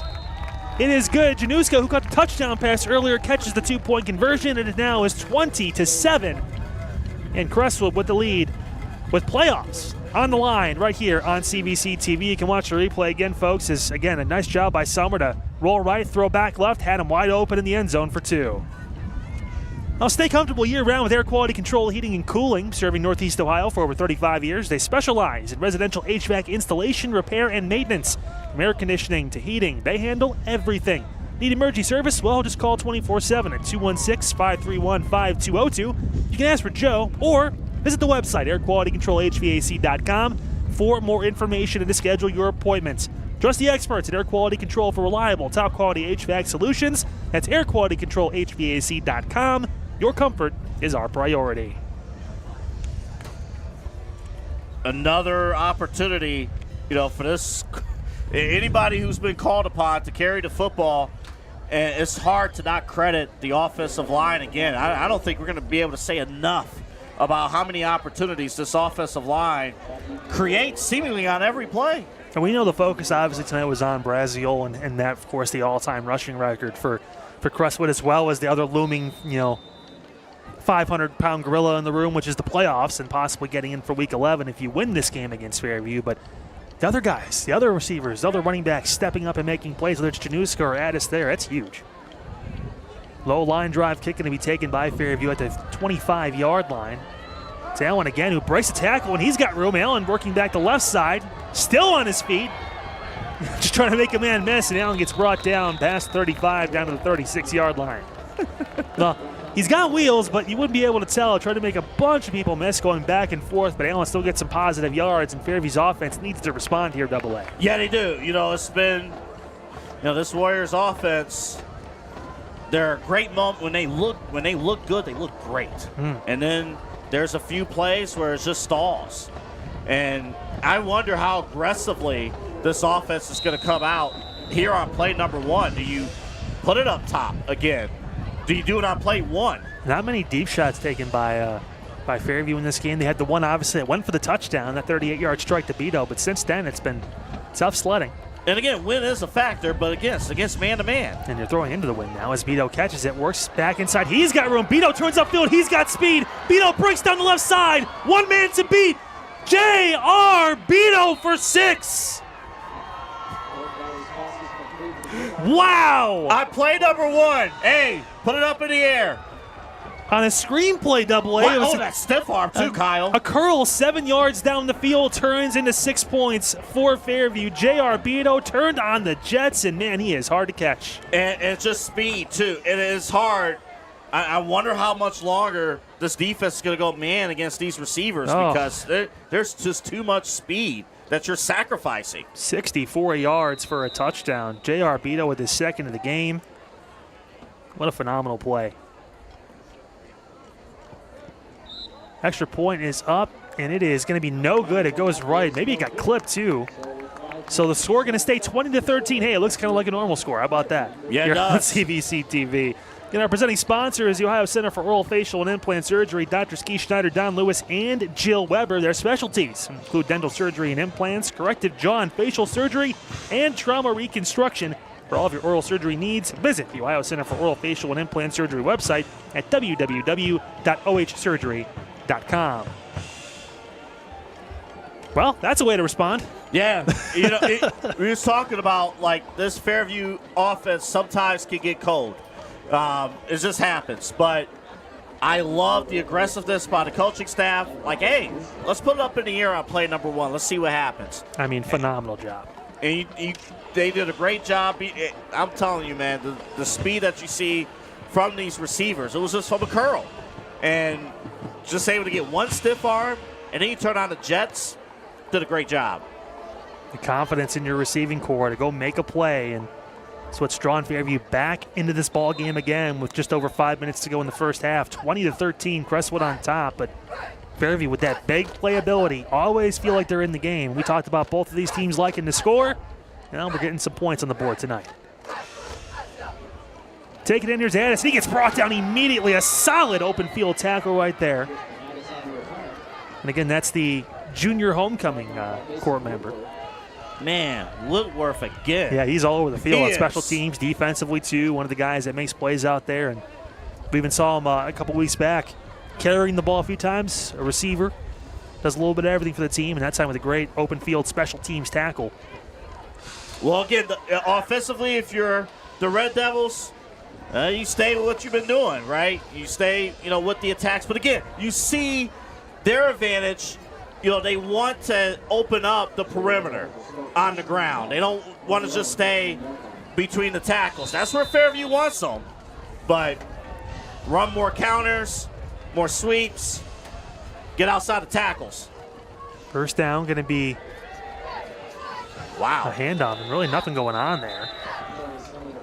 Summer kept that one. Looked like there was maybe a quadruple option. 3 different running backs all went in different directions, and Summer took it and had nowhere to go. Kyle, that's you hit the wrong button on the PlayStation. That's just what I don't know what happened there. Obviously, I mean, look, you gained a yard out of it. You didn't turn the ball over, so so could have been a lot worse. We talk about, obviously, too, Fairview's defense double-A, trying to key in on Nate Braziel. We know he's going to be a focal point of this offense, but that's when you have a guy like Addis who can break off a 40-yard touchdown run. It's tough to plan for all of this. And it's tough to locate him, too. Maybe a carry again for Summers. He puts his head down, and actually that's going to be Addis, rather, who takes that carry for 3 yards. And Addis is more built, a little bit shorter built to the ground, so it's tough to bring him down, of course. But keeping things in between the tackles, that's what this Warriors defense wants to do. Of course, if you're in the secondary, don't fall asleep. One of your touchdowns that was given up was in a situation like this where there was a lot of activity in the backfield and the receiver slipped by. So you don't want to fall asleep if you're in the secondary. 3rd and manageable, about 6 yards on their own 19-yard line.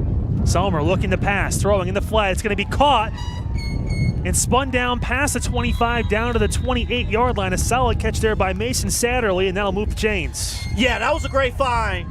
Just solid, hey, go out, make the play, get the first down, and a great job there by this offense after, hey, things were not looking pretty those first couple of plays.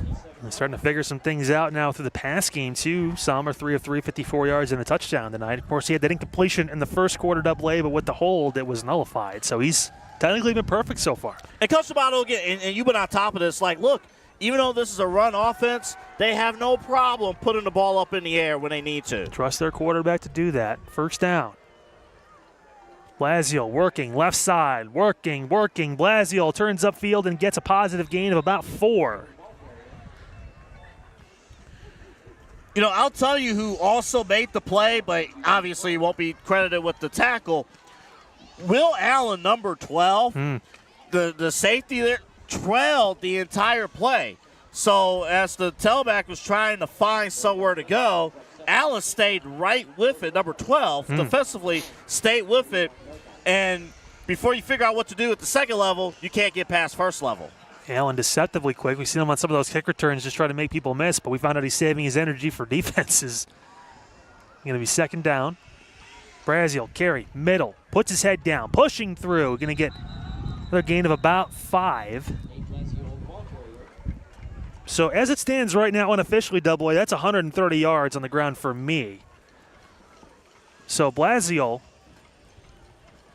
so to speak, has tied the school record now. Okay, so he would need unofficially 1 more yard. Unofficially 1 more yard. I know there's a statistician down on the sideline for Crestwood tonight who's keeping track as well. So when that officially happens, Coach said, hey, we'll take a timeout to recognize the all-time leading rusher in school history.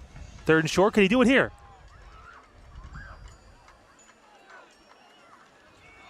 Snap it is Braziel. Turns upfield. He breaks through. Braziel cuts back inside. Past midfield. And going to get torn down past the 40. Still going.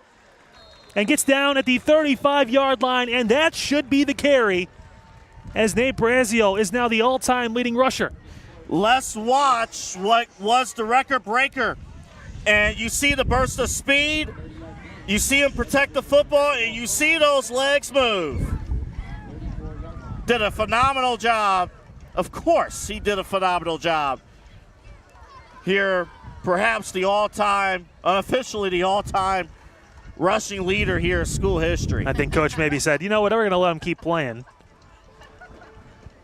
A great job by Nate Blaziel, who's got over 160 yards tonight. And he's feeling it. Sommer looking to pass. Receiver wide open over the head of the intended target. I'll tell you what. He had his intended receiver, Bergquist, wide open, Double-A, but just a little bit too much. And for the first time tonight, Charlie Sommer misfires.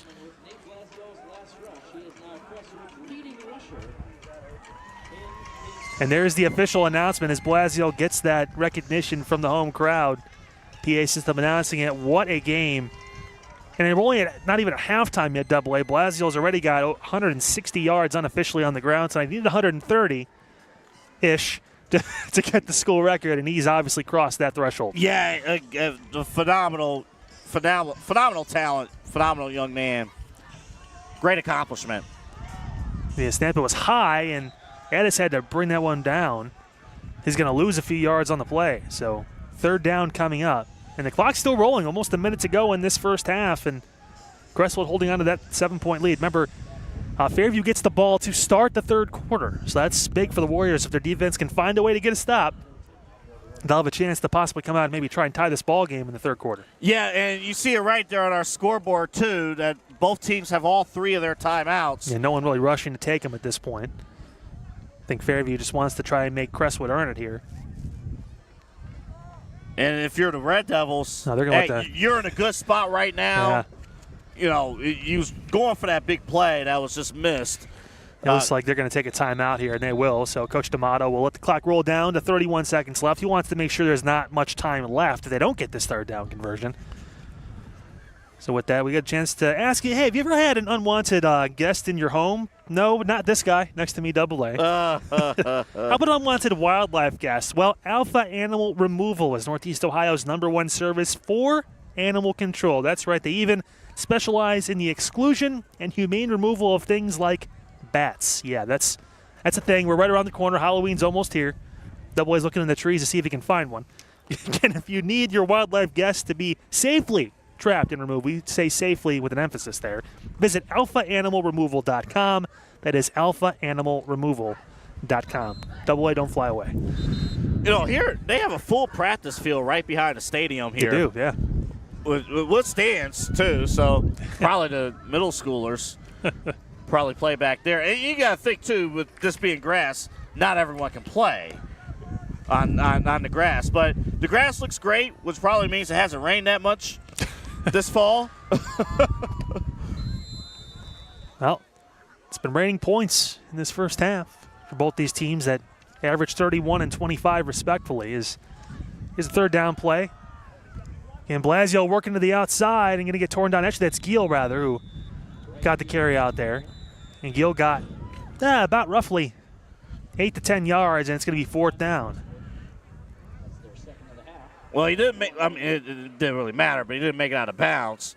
I only say it doesn't matter because both of these teams are loaded with timeouts. Yeah, I think there was a timeout taken, and Double-A, I think that was actually, from what we heard on the announcement, was it Crestwood that took it? I think that's what I saw, too. Yeah, so with that, we'll take a timeout really quick and tell you guys about Greenie Sports Cards. It's live every Tuesday night at 7 o'clock on our social media pages with exclusive hobby talk and interviews, too. You can tune in and interact with them during the show.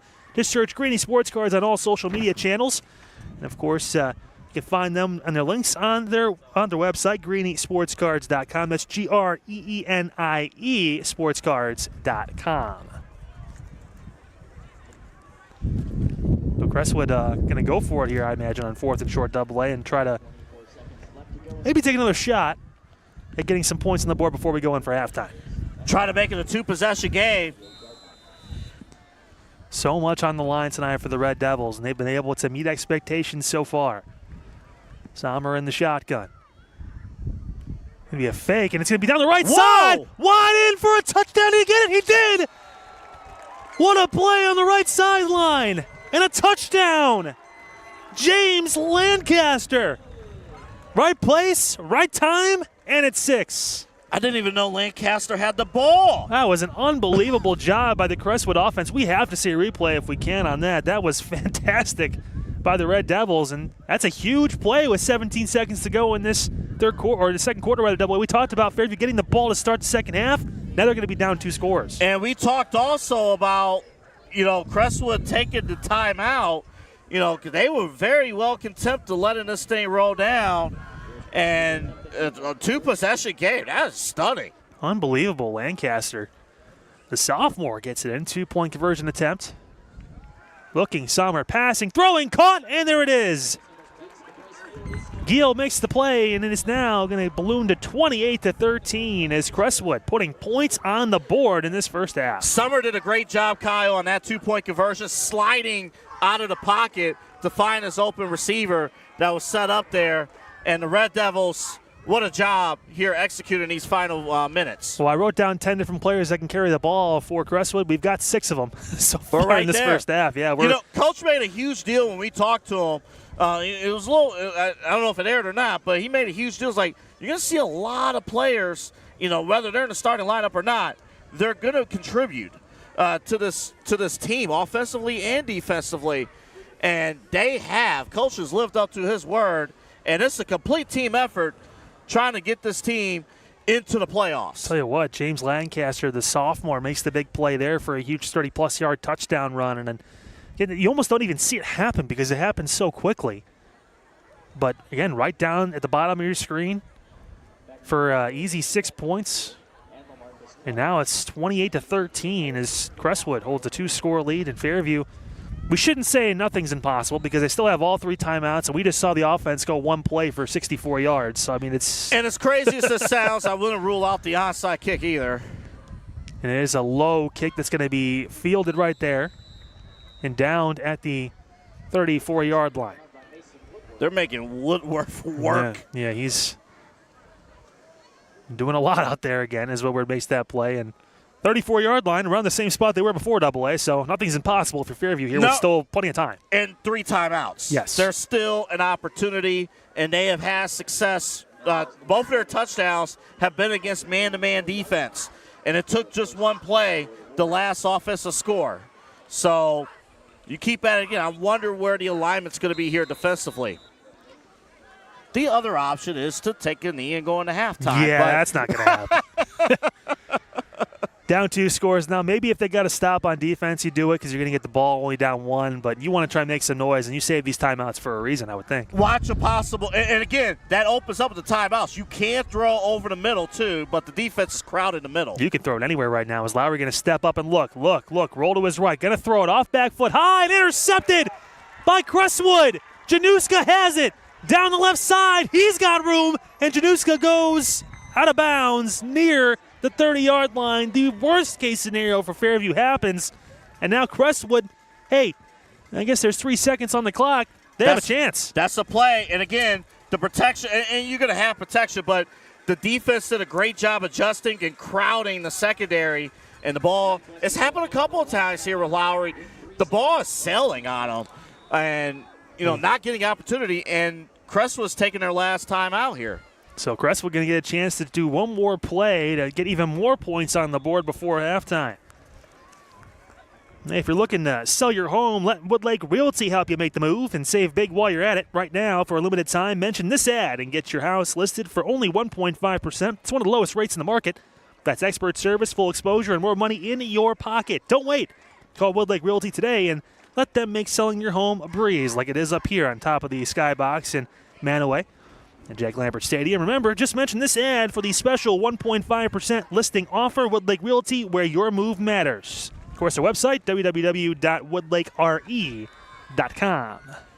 We have not yet in this game seen Crestwood, of course, spread out, of course, and that's not the offense that they run. But I'm curious what their passing offense looks like without all the activity in the backfield. You also don't want to make a mistake on your end either here. It's going to be Sommer rolling out to his right. Looking. Sommer waits the clock go. Throws it up, and that ball is incomplete. It drops to the sideline, and that's how we end the first half. 28-13 the score. Crestwood on top of Fairview right here on CVC TV with a playoff spot on the line for the home Red Devils. With that, we'll take a break, listen to the bands, and we'll come back with second half action right here from Jack Lambert Stadium in Mantua, Ohio.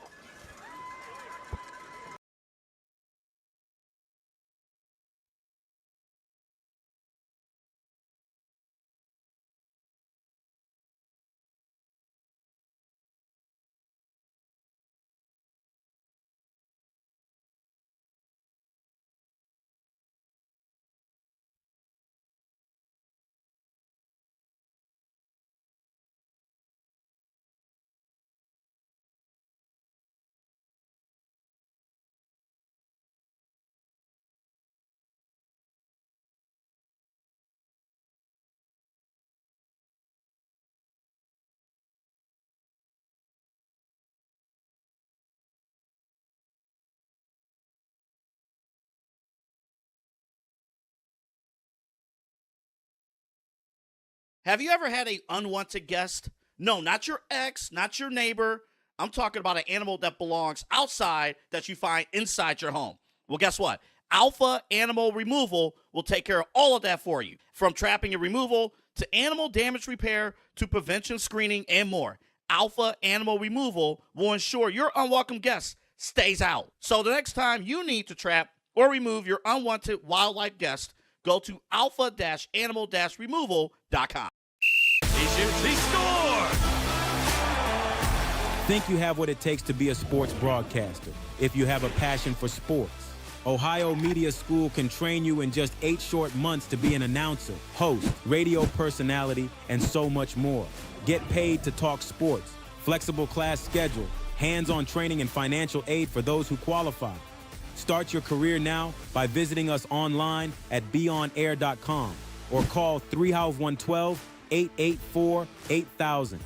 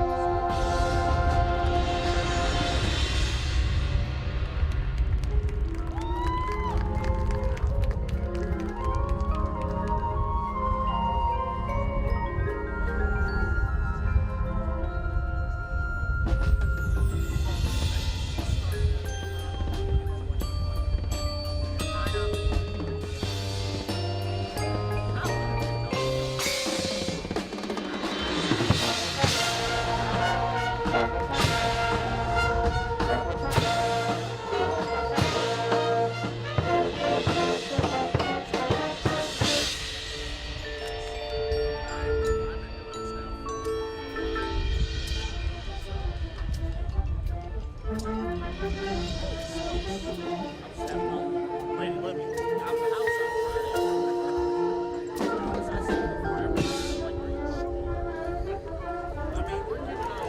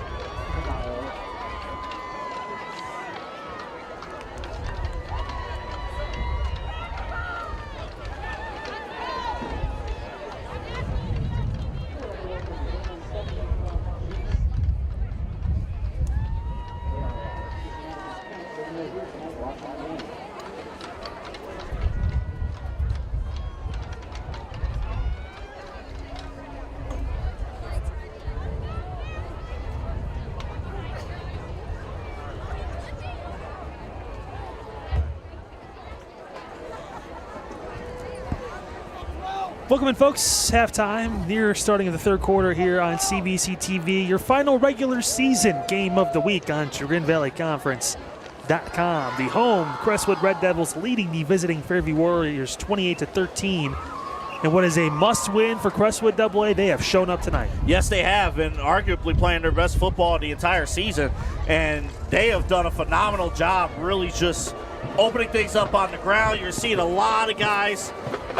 We almost got to clean out the roster as far as like who's getting the football.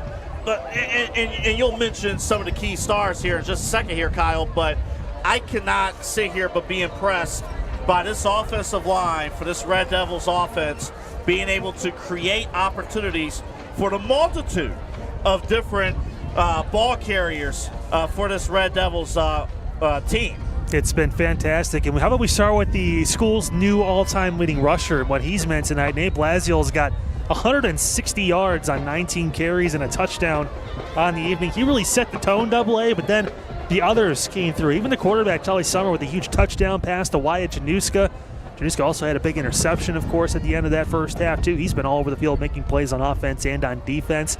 And some unsung heroes, some guys maybe you wouldn't normally talk about, but everyone seems to just get the ball still. Despite Blasiel having 19 carries, you saw Tristan Addis run for that huge touchdown. We also saw the sophomore, James Lancaster, run for a big 32-yard touchdown.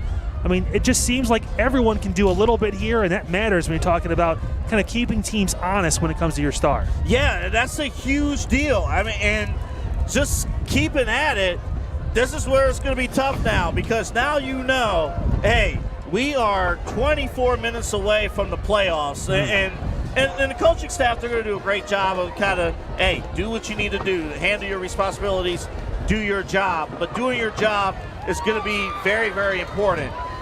For Fairview, I'm going to be honest, the score really, the game's a little bit closer than what the score indicates, but Fairview, you know, offensively, when they've had chances to really pop something in the air, they have done so, but it's just not enough consistently to really produce certain things. And then defensively, again, the big miscue at the end of the half when Crestwood got the late score, kind of making a little bit of the difference. But if defensively, they can kind of, again, tie it up a little bit, eliminate the perimeter like they were starting to against this Crestwood offense, and, you know, keep short drives defensively and create something offensively, a sustained drive offensively, they can work their way back in to this football game. I want to take a moment, too, to recognize the 10 CVC teams that actually already clinched playoff spots. We know there were a couple that obviously were fighting for their lives tonight to play in Week 11, but coming into this evening, there was 10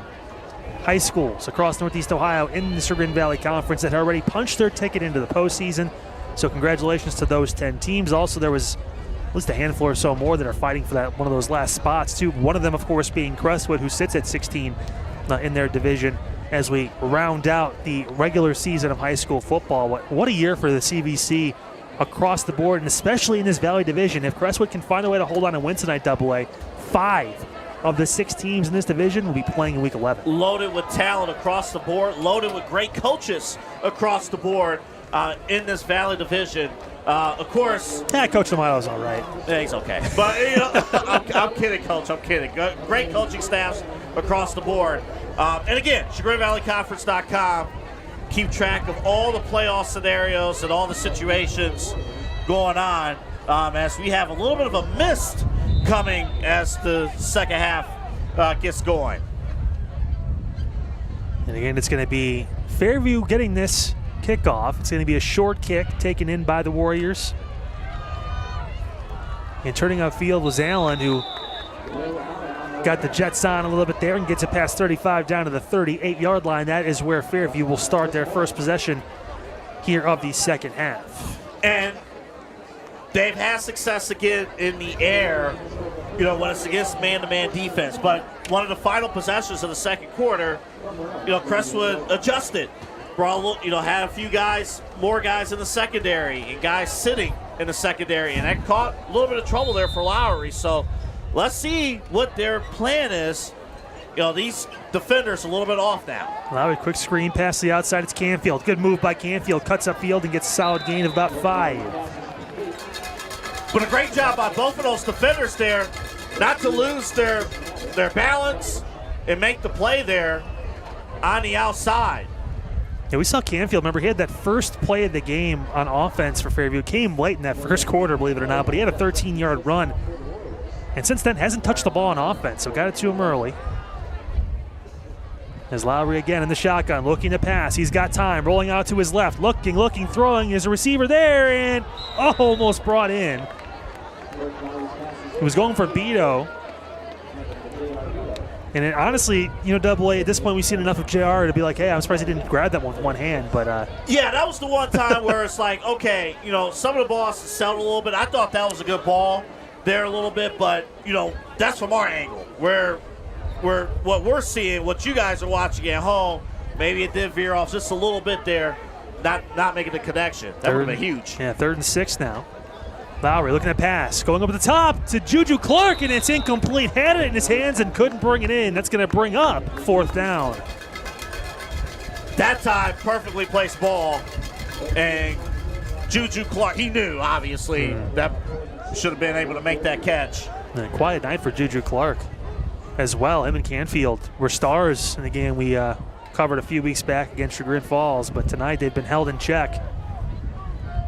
And a couple big plays from J.R. Beto are the reason why Fairview have been able to hang out in this game and stay within a few scores here. Remember, Lowry, I believe, is their punter as well. Yeah, he is not afraid to punt in short distances, and they are inside 10 yards, so you never know. They're going to go for it. Lowry going to roll out to his right. He's got room. Going to stop, fire, back foot, throws it up, and Beto comes down with it. J.R. Beto tipped the ball to himself, made the play past the 45-yard line. That is a senior making a big play when you need it most.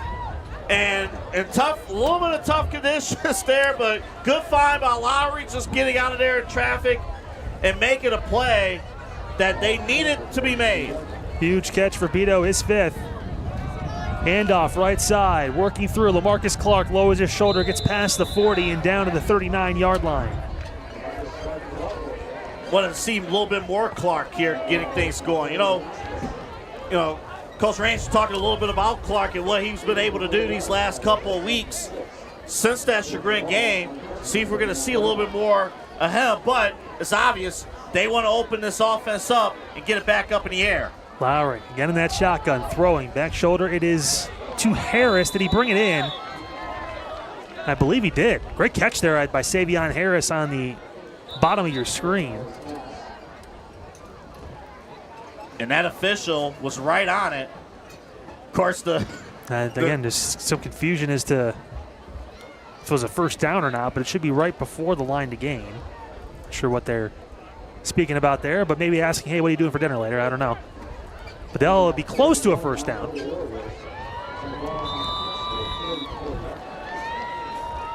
So Fairview with an opportunity here on 3rd and short. Lowry again in that shotgun. Fairview trying to respond to what was an amazing first half for Crestwood. Carry up the middle, and that should be right near the first down marker. Clark had the carry, and they're going to move the chains. So he needed about a yard and got about 2, and LaMarcus Clark gets the first down for the Warriors. Sometimes you run that run and gun, offense. Sometimes it takes a little minute to run. But once you get going, once the gas gets kicked in. You have to run before you gun. As Lowry again takes that snap, looking left side, throwing. Got a receiver there high and incomplete, was going for Beto on an out route. But it falls incomplete. And they're trying to get those, you mentioned the out route, which is what they just ran there. They're trying to get more high percentage passing plays, which is the right approach. You want to build confidence, with this receiving core and whatnot. But, just not on the same page. Canfield in motion, takes the pitch, cuts back inside, lowers his shoulder, and he gets leveled. Great job by the defense right there from Crestwood. I mean, take your pick. You had a couple guys on the tackle. Berquist was one of them, number 9, who lowered the shoulder and kept Canfield from getting any gain. And he just sat there, right?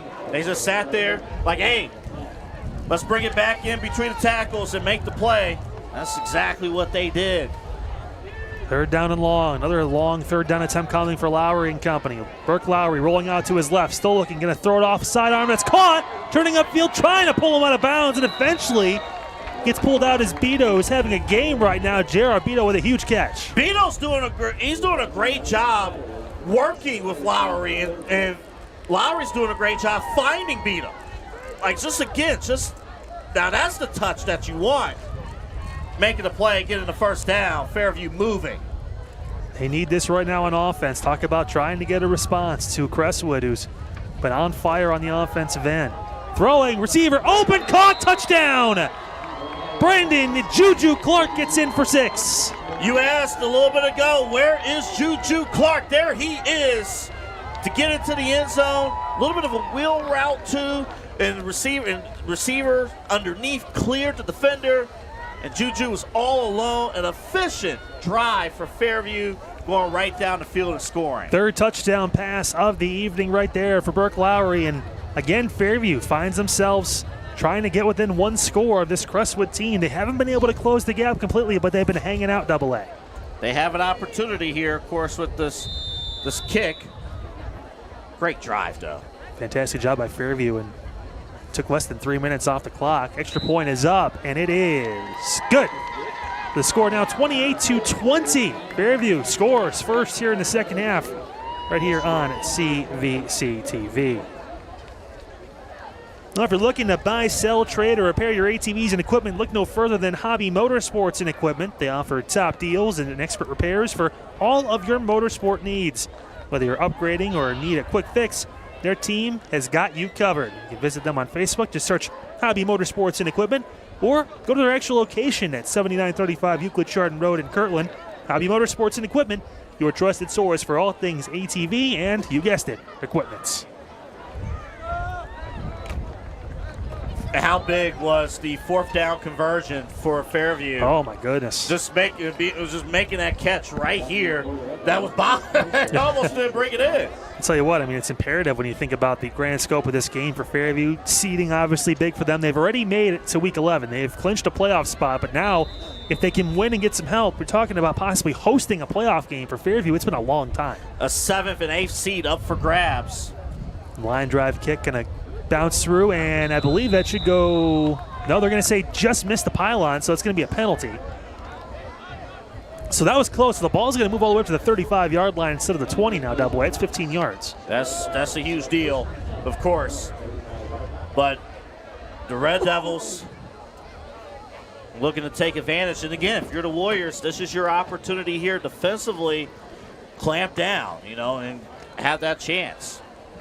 One of our producers, Jim, in the truck was calling for rain today. I wish he was wrong. Well, he was wrong about the time. He said 7 o'clock. It only took until about roughly 8:30, 8:40 before it started to fall in a mist form here. So Jim is collecting everyone's paychecks for being right on that one. It's going to be a carry to the outside.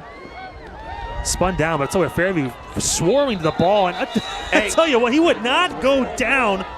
Nate Blazzoli, there's a reason why he is the all-time leading rusher now for this Crestwood team. He lost a yard on the play Double A, but would not give up. He could have lost more. He could have lost more. Juju Clark on his behind. We're waiting for Juju to get started because especially defensively a few weeks ago too, we know obviously what he brings in the offensive end with that speed, but defensively as the linebacker, one of the linebackers for Fairview, he stepped up so big in a lot of big plays. He's got to play big in the second half on both sides of the football. And he's got to handle containment. You see them have number 22 and below. Gonna be a carry through and a big hole, cutting back inside and brought down at midfield. That was a touchdown saving tackle as Tristan Addis almost took it for 6. Yeah, watch this. You had the containment. The problem, though, was the blocking was tremendous and the linebackers got sealed. And if it wasn't for the saving tackle there in the second level, you're right. That's a score. 3 carries, 45 yards, and a touchdown for Tristan Addis. Again, one of those players you just don't hear as much about because of, again, the starting running back for these guys, Nate Blazzoli. But I'll tell you what an amazing run there by Addis. Puts him down at midfield, and Crestwood again just seems like they're running like a well-oiled machine Double A. And Will Allen had to come all the way across to make the play defensively.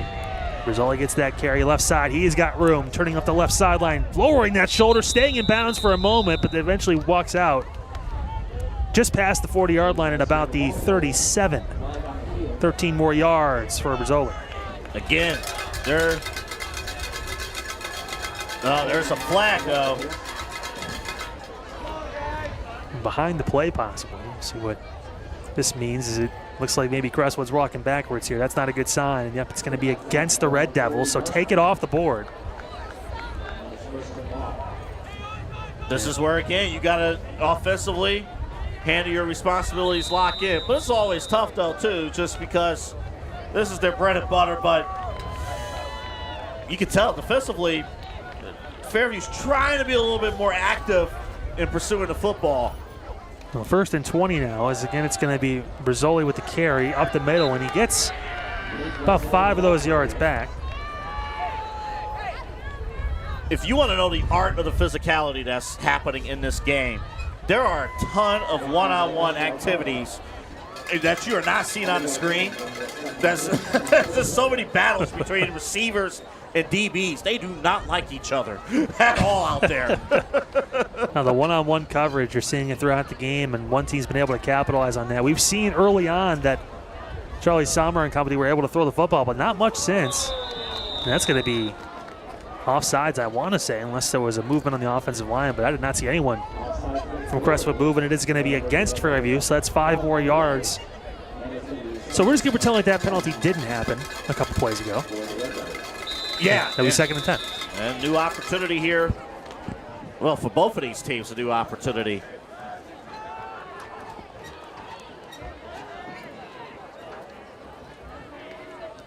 And with that special, and again another jump. Hard counts getting Fairview. So 5 more yards. Couple offsides in a row for the Warriors defensive line. Yeah, that's tough. And,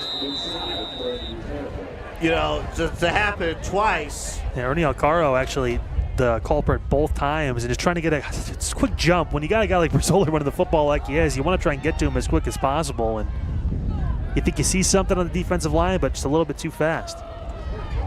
Carry left side, there's a hole. Big lane to go. And he is going to get in for the end zone. Touchdown. Gill, left side, 45 yards for 6. And he came from underneath. And the blockers you see on the screen are looking for someone to block because the defense veered to the other side and took advantage of the first option. But Gill was the second option that came from underneath. 45-yard touchdown run right there for Bryce Gill, the senior. And again, Crestwood just finding answers. Every time Fairview looks like they're inching back closer, the Red Devils continue to score points. Going for 2, Sommer rolling out right, throwing end zone, incomplete, over the head of the intended receiver there. That was Laziol, and that's going to be incomplete. 34-20 to score. Crestwood up by 2 touchdowns right here on CVC TV. Well, if you're looking to break into the exciting world of broadcasting, film, or digital media, the Ohio Media School in Cleveland offering hands-on training in TV and radio broadcasting, audio production, sports broadcasting, and more. Their real-world approach, taught by industry professionals, ensures you're ready for a job in just about 8 months. Located conveniently over in Valley View, the Cleveland campus is your gateway to rewarding career in media. Visit beonair.com to start your journey today. We cannot wait.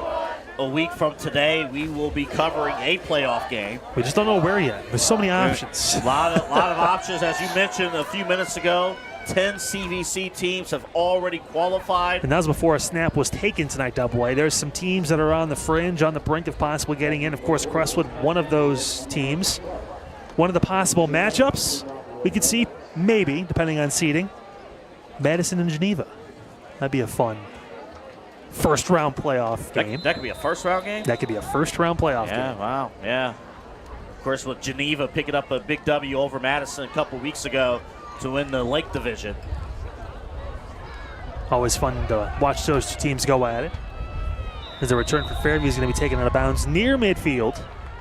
That's where the Warriors will start again. And it feels like we're going back and forth a little bit double way with both these offenses, but the problem is Crestwood built this lead early, and Fairview's played them pretty even since about halfway through that first quarter, but they fell behind early, and now they haven't been able to get all the way back. Well, true. And defensively, they're searching for answers, Fairview. And even, we saw in that last drive, pursuing, but Crestwood is doing the best job they can of defending, with the counters and whatnot. But to this point, you gotta just play shot for shot at this point. Now you're back on offense. You hope that Fairview has all 11 players on the field, and you gotta go back and match. So Burke Lowry and company trying to do something here as Woodard gets the carry as a flag on the play in the area of holding. Woodard got maybe a yard. And I think that one's going to be going back. And that was after already a minimal gain. Trying to get number 5 some touches on the offensive end. He's been active in the special teams and defense tonight. And the first one all for naught. It's going to be a 10-yard penalty on the hold and going to set Fairview behind the sticks. Well, and the Red Devils are doing a great job defensively. You see the speed. Oh. The first thing that really stands out against a Fairview team that I consider to be very fast in their own right, you see the speed from this defense going from side to side. But here we are again. They got both safeties up top. Lowry looking to pass. Clean pocket, throwing middle. Receiver is Campfield, and it's incomplete timing, and it's going to be pass interference over the middle. That was a close play as Blasio was right there, but Campfield got hitched a little bit early, and that's a big play for Fairview. They're going to move down the field here. Take it full advantage of that, and you're right. It was just a tad bit early, but early enough to prevent the receiver from being able to make the play offensively. And the night for Burke Lowry, 2 AA, 10 of 18, 190 yards. He's got 3 touchdown passes, but 2 interceptions. It's been back and forth all game, the good and the bad. But Fairview's been able to do this. Are they going to... There were 2 pass interference calls. Well, the way they're walking, it looks like maybe they're waving off something. But now they're going to walk it up officially, so there we go. That makes more sense. Remember, it's not a spot foul. It's from the line of scrimmage where the down was taken. So they waved off the first PI and they, awarded the second PI. Yes. So it's going to be first down and like 4 yards after the 15-yard penalty. As Lowry will take from the shotgun at midfield. And inside, busting his way through and getting a huge hit at the end there, but that's going to be a first down, and he popped right back up. The running back there, again, Weir, who just lowered his shoulder, but he got smacked. Yeah, let's watch. Again, good run. Oh, yeah, that boom. That was a boom right there. That was a great job defensively. Yeah, Berquist just lowered that shoulder and had a huge hit, but not before Weir was able to get that first down. For Fairview again, starting to put some momentum together on this drive. Lowry in the shotgun, looking, left side, throwing, up top, high, and incomplete over his intended receiver. It's against this nickel defense, and, you're trying to figure out, wait a minute, is there an open pocket that I can go to? And the tricky thing about the nickel defense, when the ball is released, it looks like there is. Well, J.R. Beato's been able to beat this nickel defense. 6 catches, 145 yards, and a pair of touchdowns. Waiting for Savion Harris to join the party. Only 2 catches tonight for 24 yards. Expecting something from him at some point. He's at the bottom of your screen. And he's got a safety to help, though. A pass over the middle is caught, and it breaks through! And it's 6 points! Wow. Mason Woodward, we talked about it. Waiting to break out, and number 5 gets in for 6. This young man has had a game. We talked about him as special teams, making big plays. Great pump fake, too. Going across him, his tackle, and his speed, that's what stands out. And Fairview, offensively, they figured things out. And a great response for this Warriors offense. What a huge touchdown. Burke Lowry throws his 4th of the evening, and again, 34-26 the score, pending the extra points. Could have a 1-score game again here, as we do with 8 points spread it out. Low snap, kick is on the way, and it does not go in. It goes wide left. The ball dribbled up to Lowry, who couldn't get it set in time. So the score is going to stay 34-26, an 8-point lead for Crestwood right here on CVC TV. Again, the presenting sponsor for us here on Chagrin Valley Conference TV is the Ohio Center for Oral Facial and Implant Surgery. Doctors Keith Schneider, Don Lewis, and Jill Weber. Their specialties include dental surgery and implants, corrective jaw and facial surgery, and trauma reconstruction. For all of your oral surgery needs, visit the Ohio Center for Oral Facial and Implant Surgery website at www.ohsurgery.com. So again, that was a great response offensively. You're trying to crack the code against a nickel defense, and they were able to do it there that time. Fairview. And Woodward just right down the middle in the seam, and then turned the corner, and he had no one in front of him. Made one man miss, and it was 37-yard jog to the house. And again, we talked about a double A. It feels like Fairview's right there. Yeah. But for Crestwood just finds a way to just turn that corner and keep this lead. They extend it every time. Well, defensively, they need to figure it out. Yes. The offense now is not a problem. It's defense.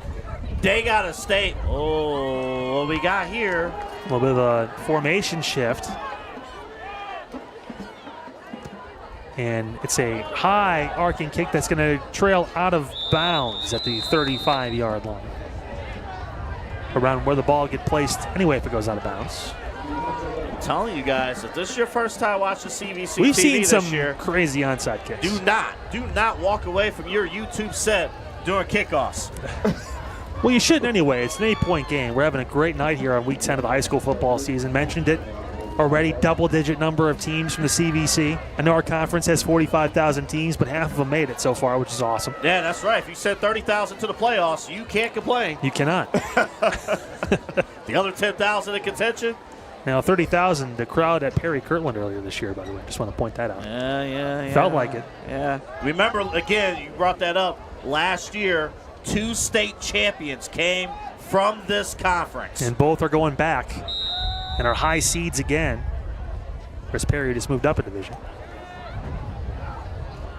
Perry and Glenville in the same division. Oh, that's going to be fun to watch. And Crestwood trying to earn their way in. Blasio works back on the left side, gets about 9 on the carry. He is so hard to bring down double A. He is. And once you get past their linemen, which is also hard to get by them, then you got to bring the ball carriers down. And it's tough. And we talked about in the first half the amount of depth that this Red Devils offense is providing. You got fresh bodies seemingly every play. Breeze starting to pick up here. Jack Lambert Stadium in Mantua, Ohio.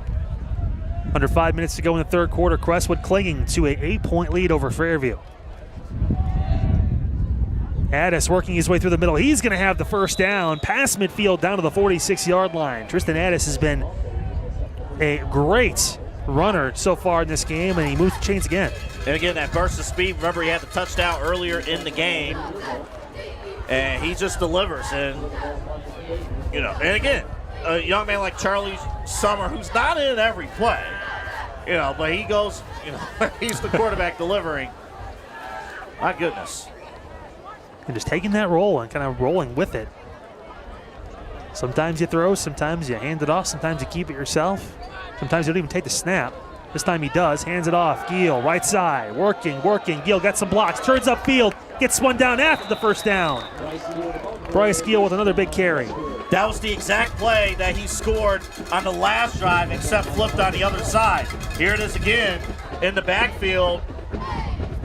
This defense, they're taking the first option, so there's no one left on the backside, and you're sending extra guys offensively. So it's really tough to make that stop, and it's Gill. You got to find somebody needs to be on Gill at all times. Yeah, Bryce Gill, 6 carries, 86 yards, and a touchdown tonight. Talking obviously about what Brazil's done so far, but Gill's been fantastic.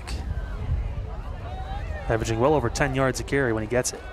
First down for Crestwood. Again, marching down the field on this Fairview defense.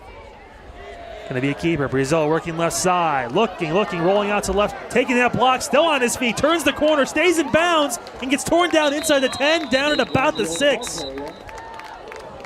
Nate Brizzoli with an amazing carry, and there is an injury on the Fairview sideline, but it looks like he's going to be getting up here, which is a great sign. Don't want injuries in this point as Vinny Rizzo is able to get back to his feet. Here's the replay again, just with the run. Now this run's not going to count. It's going to come back with the flag.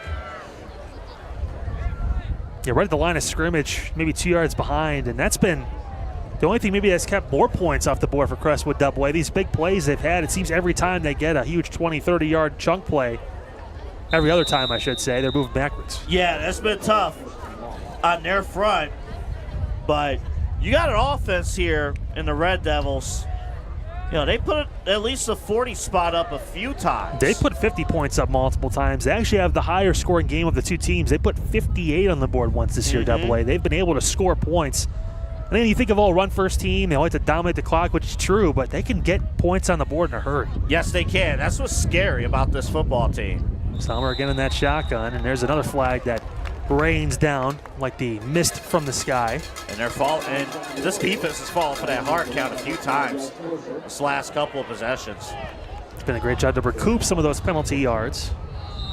Yeah, that is a cheat code. Hey, we just had a penalty, and then you hit the hard count, and they find a cadence that works, that draws this defensive line off sides, trying to get up early. Carry left side. Rizzoli turns, he's got room, cutting back through, turns upfield, still on his feet, and he's gonna get in for 6. No flags, touchdown! That's tough, man.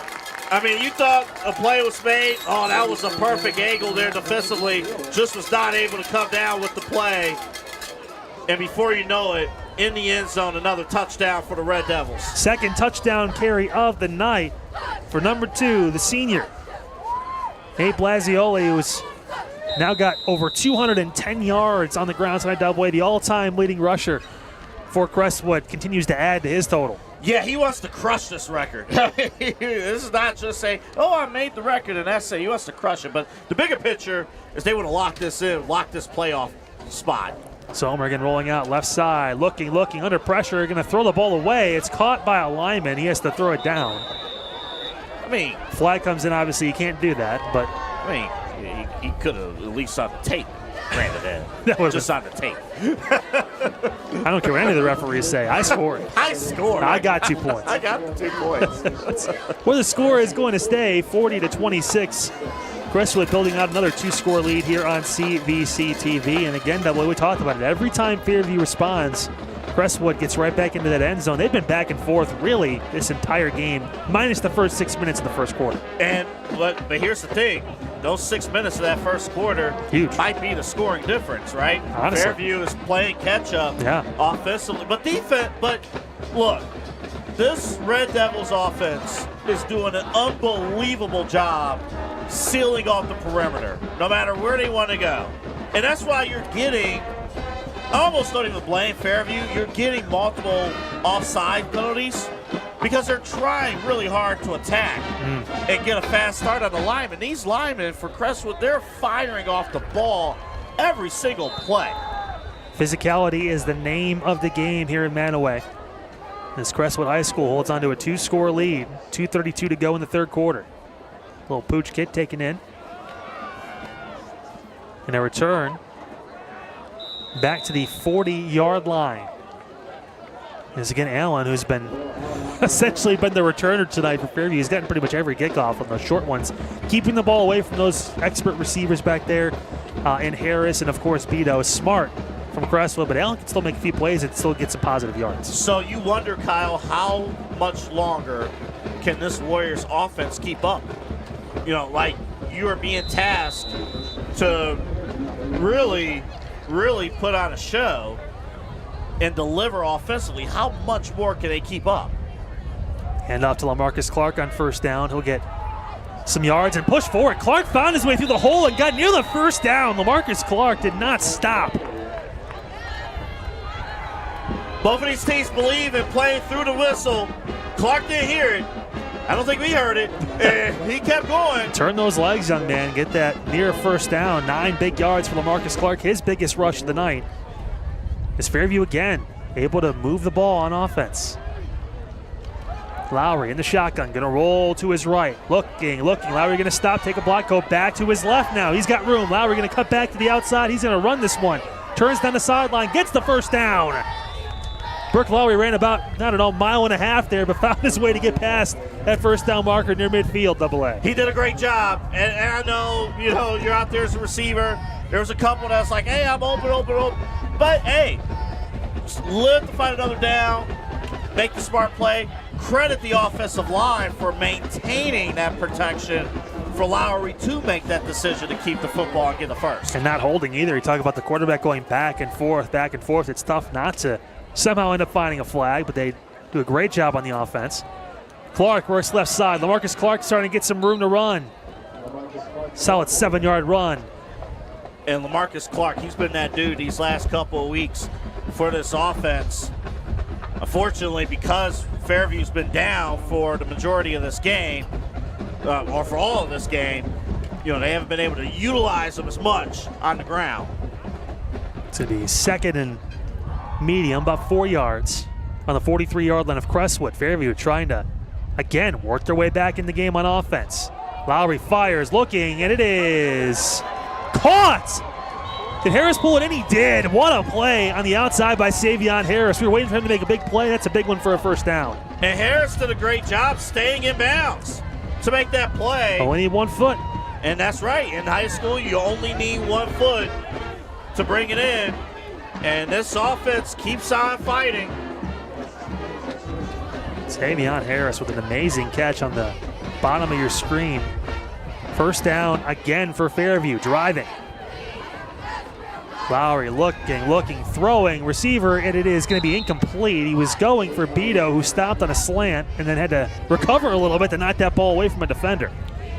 Yeah, that was the dangerous pass. Just off footing and where that ball ended up trending. Yeah, Lowry 12 of 22 tonight for 238 yards. He does have 4 touchdown passes and 2 interceptions. Offense for Fairview able to score some points. The defense has been giving up some tough runs against Crestwood, but again, the offense trying to get him back in the ball game. Lowry looking, throwing, middle, high, and it's incomplete. And I'll tell you what, he had Juju Clark just a little bit too tall. Clark even, you know, from his body reaction, he's like, hey, I should have brought that in. But a couple of opportunities here. Now, we've been talking a lot about this Fairview offense, this Red Devils defense. You imagine rewarding your offense by getting a critical stop? Yeah, both teams have been scoring left and right for the majority of the second and now third quarters here. Who's going to get that stop and build some momentum? Lowry thought about a screen pass. Going to roll to the outside. It's thrown. It is caught. Inside the 20, still working its way through to the 15 and brought down inside the 15 at the 12. What a play again by J.R. Beto. Yeah, Beto again, and remember the receiver up here at the top of the screen. He was trying to set up that initial screen, but good zip pass in there, a sharp pass, and Beto over the middle, and he's had success. A couple of their receivers have had success after the catch, running across the middle of the field, and that's been, for whatever reason, that part of the field has been slippery on the defensive side. It's been an amazing night for J.R. Beto. 162 yards on 7 catches and a couple scores. Clock continues to tick down. 20 seconds in this third quarter to go. Lowry going to take the snap. Looking, going to roll to his left. Lowry throws, sidearm, it is! Caught and a touchdown! Allen gets it in for 6. Burke Lowry's 5th touchdown pass, and we're still in the third quarter. Again, another play where the offensive line gave Lowry an opportunity for protection. And a great job there by Allen just to sit in there, get to the ground, and make the play in the only place that he could. And this offense again responding. What an unbelievable touchdown pass. What a catch, too, by Allen to catch that low. Looking. Lowry going to dump it off. It's over to Beto. He's going to try and make a play with those legs for 2 points. Beto still on his feet. Stays in bounds. Turns. Did he get it? He did. J.R. Beto, there's a flag at the back end of the play. And it's going to be against Fairview. Beto made some magic happen on that little screen dump off. Lowry was in trouble, but this one looks like it's going to be coming back. Yeah, that flag was thrown early in the play. So you wonder, you know, what happened, but man, I'll tell you, that was a great play, though. And I think if you're Fairview, you're going for 2 exclusively here. Now you're going back and forth, but maybe now they try to hold down this extra point. It's going to be a longer one. Ball's going to get placed at the 15-yard line, so it'll be about a 25-yarder to get 1 more point closer. Snap, good. Lowry hold. Kick on the way. It is up, and it is going to fall just underneath the crossbar, so we will stay with 8 seconds left in this third quarter. 40-32. Crestwood holds on to that 8-point lead again, Double-A, and back and forth we go. Back and forth again, and this offense with the juice just getting after it. I'm telling you. I love Burke Lowry tonight. 14 of 25, 272 yards, and 5 touchdown passes. He has been keeping this team in the ball game. He has 2 interceptions. They both came in the first half. Third quarter, Burke Lowry's been on target. How about the decisions that he's been making, on the field, mobile in the backfield, within the pocket that's presented to him. I even think one of the big plays of that drive was the scramble that he had for the first down, where he could have thrown it away, he could have thrown it into traffic. We've seen younger quarterbacks perhaps throw it into traffic in that situation. He tucked it in and rewarded his offensive line with a scramble for the first down. That helped set up the drive to get the score. Yeah, Lowry, one of those junior quarterbacks in the CVC. Another one, obviously, Will Randall over at Madison. We're excited to see throughout the rest of this year in the playoffs and next year. Onside. It's an onside kick. It's still rolling, and it's going to get taken in, but I think Fairview may have this one, Double-A. Oh, my goodness. Do they have it? You hear the crowd erupt, but it's on the other side of the field, which means they do have it, I Oh, think. my goodness. What a play by Fairview. I still haven't seen a referee put an arm up. Let's take a look and see. Well, you just saw it to tell in. I think Fairview got that. Yeah, the coaches just right there. They was waiting. Wow. They was waiting for their Sean Payton play call there. As a Saints fan, I appreciate that. They were waiting, and they got it. And honestly, for a Fairview defense that's been struggling to make a stop, yeah, they stole a possession away. That is huge. You talk about it, yeah. They've been back and forth. They needed that big break on offense. Special teams comes through big time and puts the offense, who just scored a touchdown, in great field position at the end of this third quarter. And you said something at the tail end of the last drive. I do think we're at a point where Fairview, if they do score more touchdowns, you are going for 2 exclusively. Yeah, especially now on this drive, too, however long it takes. You want to try and tie this ball game. Don't want to make it a 1-point game. You want to make it even. And then, obviously, you've been playing back and forth. Defense steps up one time. You're in a great spot if you're the Warriors. Coach D'Amato, I think He said that the ball go 10 yards, Yeah. but his player touched it. That was the thing that happened. It actually went off the hands of one of the, again, returners. Or I should say just one of the guys blocking it. That's the plan, trying to block at least for that kick return. But it sets up Fairview again in great field position here at the end of this third quarter. Lowry hands off LaMarcus Clark, and he got nothing on that play. defense needed that play. They did, and that's going to end the third quarter. 40-32, 12 more minutes. If Crestwood can hold on, they make the playoffs. If Fairview can win this game and come back, seeding may look even better for the Warriors, and then obviously we'll see what happens with Crestwood. But I can imagine most here at Jake Lambert Stadium, at least on this side above, below us, want to see the red and whites get in and win tonight. There is still a small opening if Crestwood does not get the W that they could still get in, but it's a very small currently window. At 16 AA in those rankings, the top 16 in each region make it. Crestwood doesn't want to leave any shadow of a doubt. They want to get that win and secure their spot, but they have to try and stop this Fairview offense now and get off the field if they want a chance. Remember what we talked about at the beginning of this game, like what was the separation point? Crestwood was able to get an onside kick early on, and they stole a possession away from Fairview. Yeah. Fairview's been catching up 2 touchdowns down for most of this game here, and now it's Fairview who's stolen possession away from the Red Devils. What a game it's been for quarterback Burke Lowry tonight. He takes a snap in the shotgun, looking left side, and a bit of a miscommunication there over the head of J.R. Beto. Gonna bring up 3rd and long. And quarterback communicating with the receivers, wondering, to miss the you always wonder, hey, if there are 2 receivers in the same area, who runs which route, who goes under, who goes over, is it supposed to be a shot? And again, it was single coverage at the bottom of the screen. Now it's a safety help on top. 3rd down and long. I imagine it's 4-down territory. Lowry going to keep it himself and run. Working left side, stays on his feet. Good move. Lowry turns the corner and gets down near the 30-yard line. That should be a 1st down for Fairview. This kid especially in the second half. Every correct decision you want to see from your leader, your quarterback, he has made. And this offensive line has made it possible. And that step there, too. Oh, man. One of the best quarterbacks in the CVC today, Burke Lowry, leading this team on offense, trying to get it all back here and tie the ball game. He's got to get in the end zone first. First down and 10. Lowry looking to pass. Right side going to look back to his left. Looking shovel pass out. It's caught by Beto at the 30. The ball is out for a second, but I think Beto fell right back on it. Well, even though the defense didn't get the turnover, the defense did a really good job taking away every single receiving option. They wanted that dump off there, and a great job by this defense keeping everything in front of them and locking things down in the secondary. Well, that's the 8th catch technically for J.R. Beto tonight. Burke Lowry's been finding him early and often.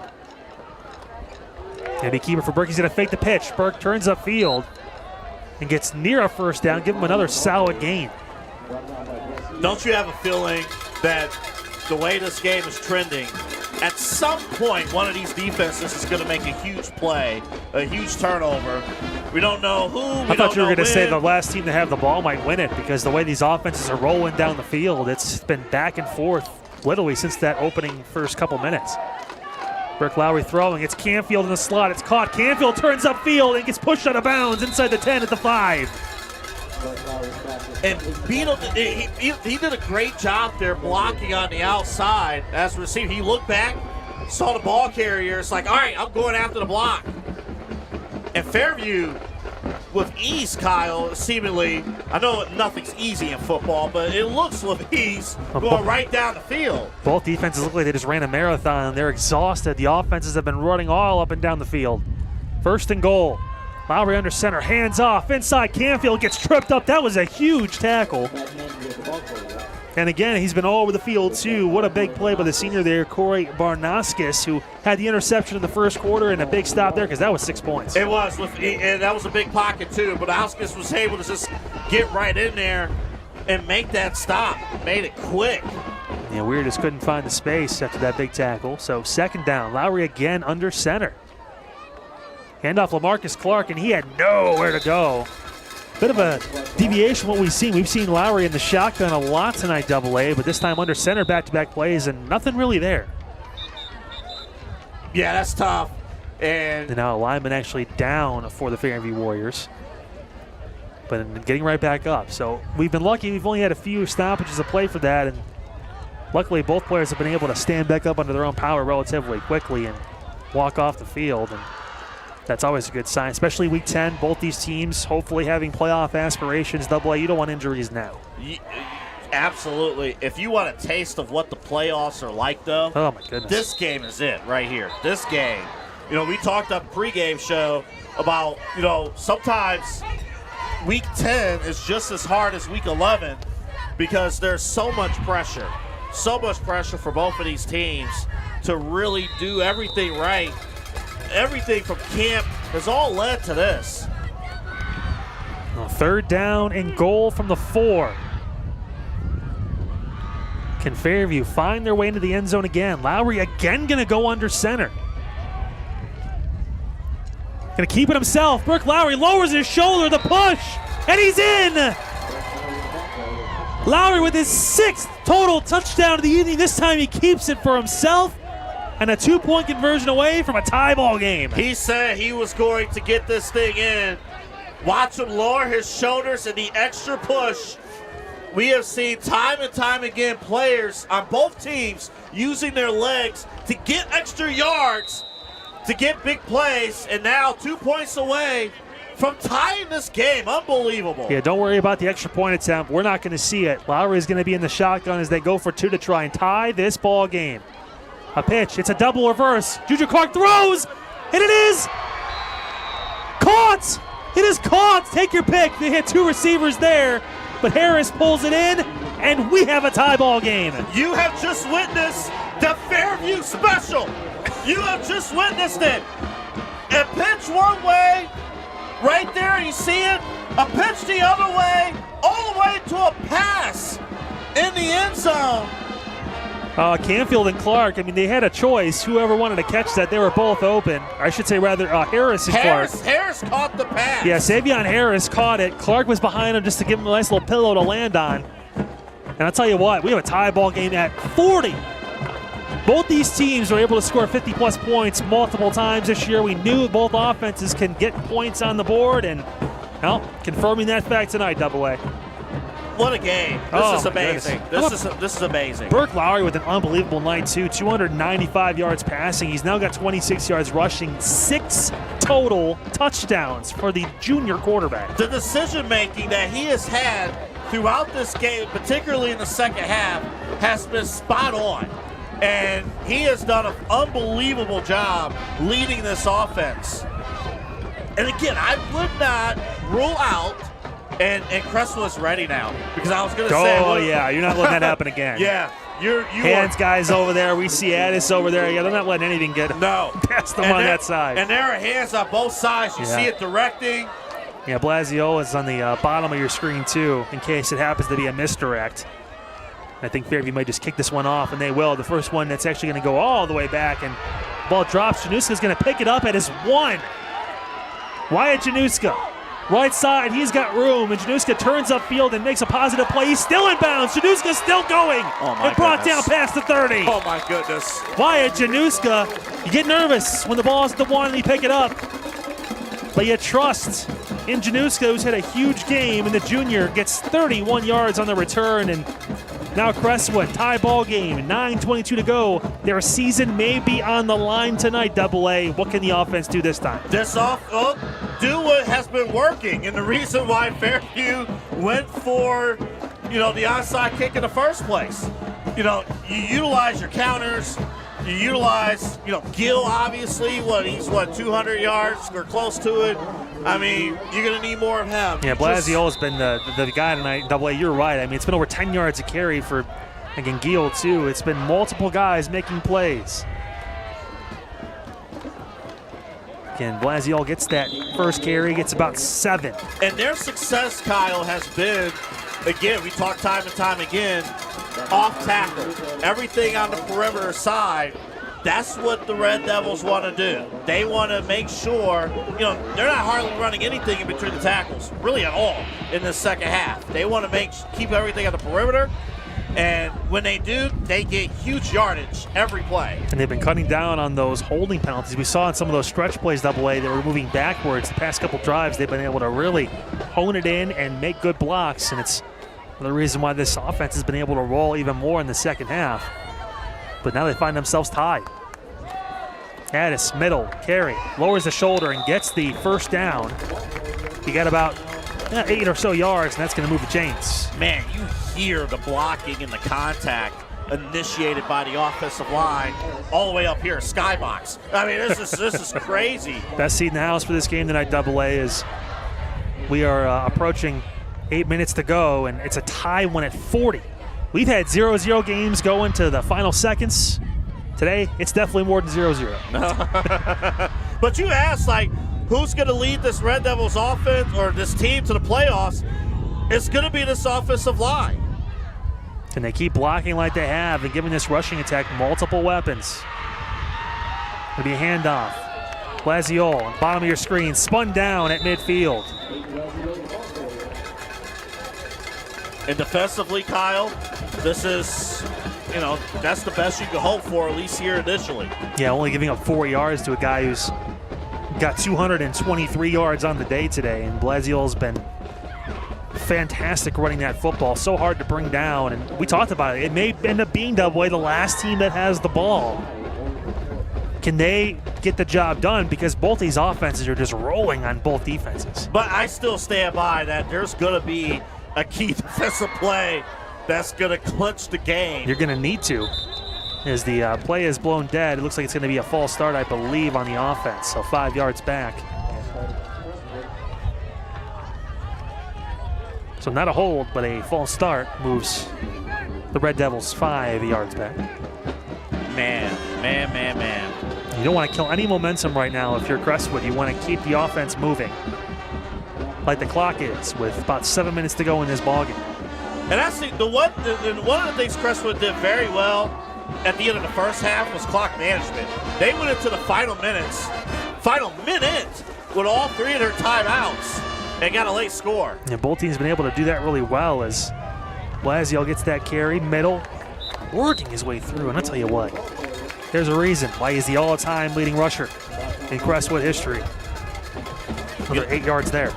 You know, we've had, this might be another game where we've had some of our best games a little bit in the rain. You know, Kirtland and Perry. The mist, and it is falling a little, probably the hardest it has so far tonight right now.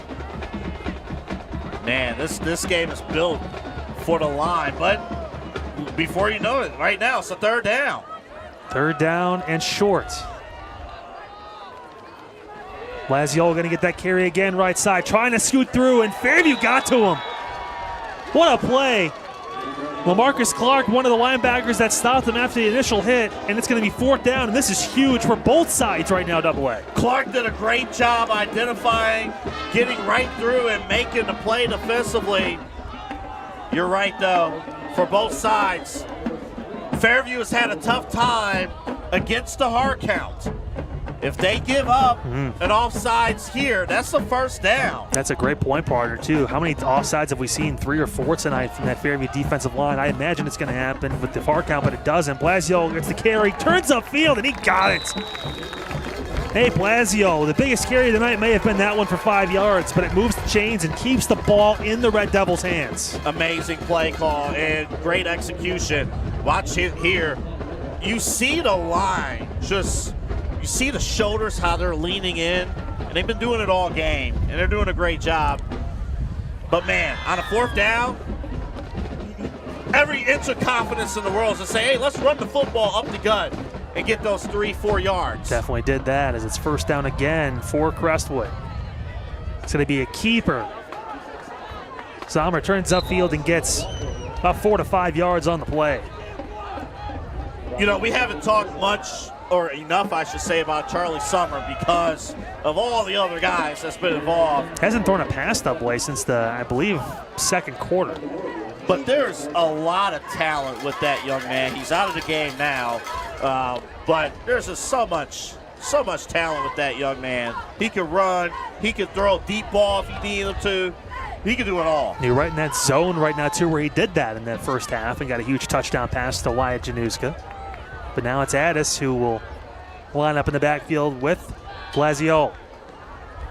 He will be Nate Blasio with the carry up the middle. Look at that, just moving through, still on his feet. Blasio gets torn down eventually at the 20-yard line. 17 more yards for Nate Blasio as the rain continues to fall. Yeah, you saw a little shot a bit ago. Watch the replay. He's breaking through. It's a 2nd level once again.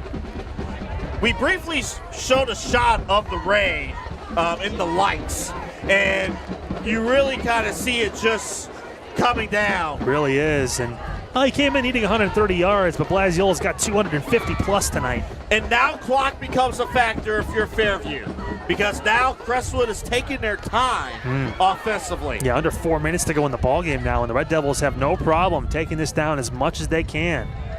Addis with the carry, right side, tripped up and brought down at the 15-yard line. He'll get 5. Now remember this as well, and that was another great run once again. I mean, a bad carry is going for 4 yards at this point. But something to be mindful of. This Red Devils this team, in case you just joined us, they do not have a kicker. So we're getting to a point here where defensively, I'm going to just close my binder. Let's just forget about that. You're getting to the point where you start to wonder, what do you do here if you don't make the stops here, or you do make the stop here, Fairview? Maybe you pull somebody out if you have to try and kick it. It's a short enough field goal if it gets to that point, but there's another hard count, no jump. Maybe they call it late. They do. A flag comes in. It's going to be against Fairview. So it's 5 more yards in the direction for the Red Devils. Getting lined up offside, trying to get that extra pressure. Yeah, but both teams, Double A, too, you mentioned, the ability and the awareness by the coaching staffs to hold on to these timeouts. I mean, as the rain, as you see, continues to fall harder and harder here in Mantua. But what a shot. I mean, I'll tell you what, again, who's going to have that ball last as the clock rolls down under 3 minutes? Can Crestwood hold on to this ball for another 2 minutes and change and try to get this win without giving Fairview's offense another chance? Would you let them score? That is a very interesting question. I think maybe you try to keep them out as long as you can, but yeah, if it gets low enough, man, I don't know. That's tough. Yeah, just again in that backfield. He'll probably be able to take the snap. No, it's going to be de Blasio. He works right side, turns upfield, inside the 10-yard line. That's going to be a first down and goal. This gets tricky. This gets very tricky now if you're Fairview. You consider a ton of factors too, right? If you're Fairview, and yes, every W is important, every win is a win, and we know what's at stake. But can you make that defensive stop at some point? Because the last thing you want is to eat up the clock. But again, remember too, the Red Devils do not have a kicker on their roster. So if you can keep them out of the end zone in these next few plays and force them to have to try and go for it on a fourth down and they don't score, that could be huge. Or does Crestwood decide to pull something out of the hat and maybe someone from the soccer team is in the stands? You never know. You never know. I mean,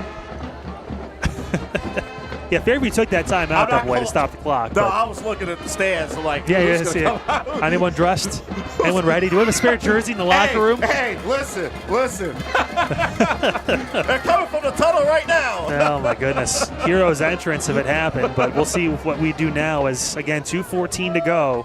Fairview burns one of their timeouts. And this is where you talked about, do you let them score double A? I mean, it's very possible.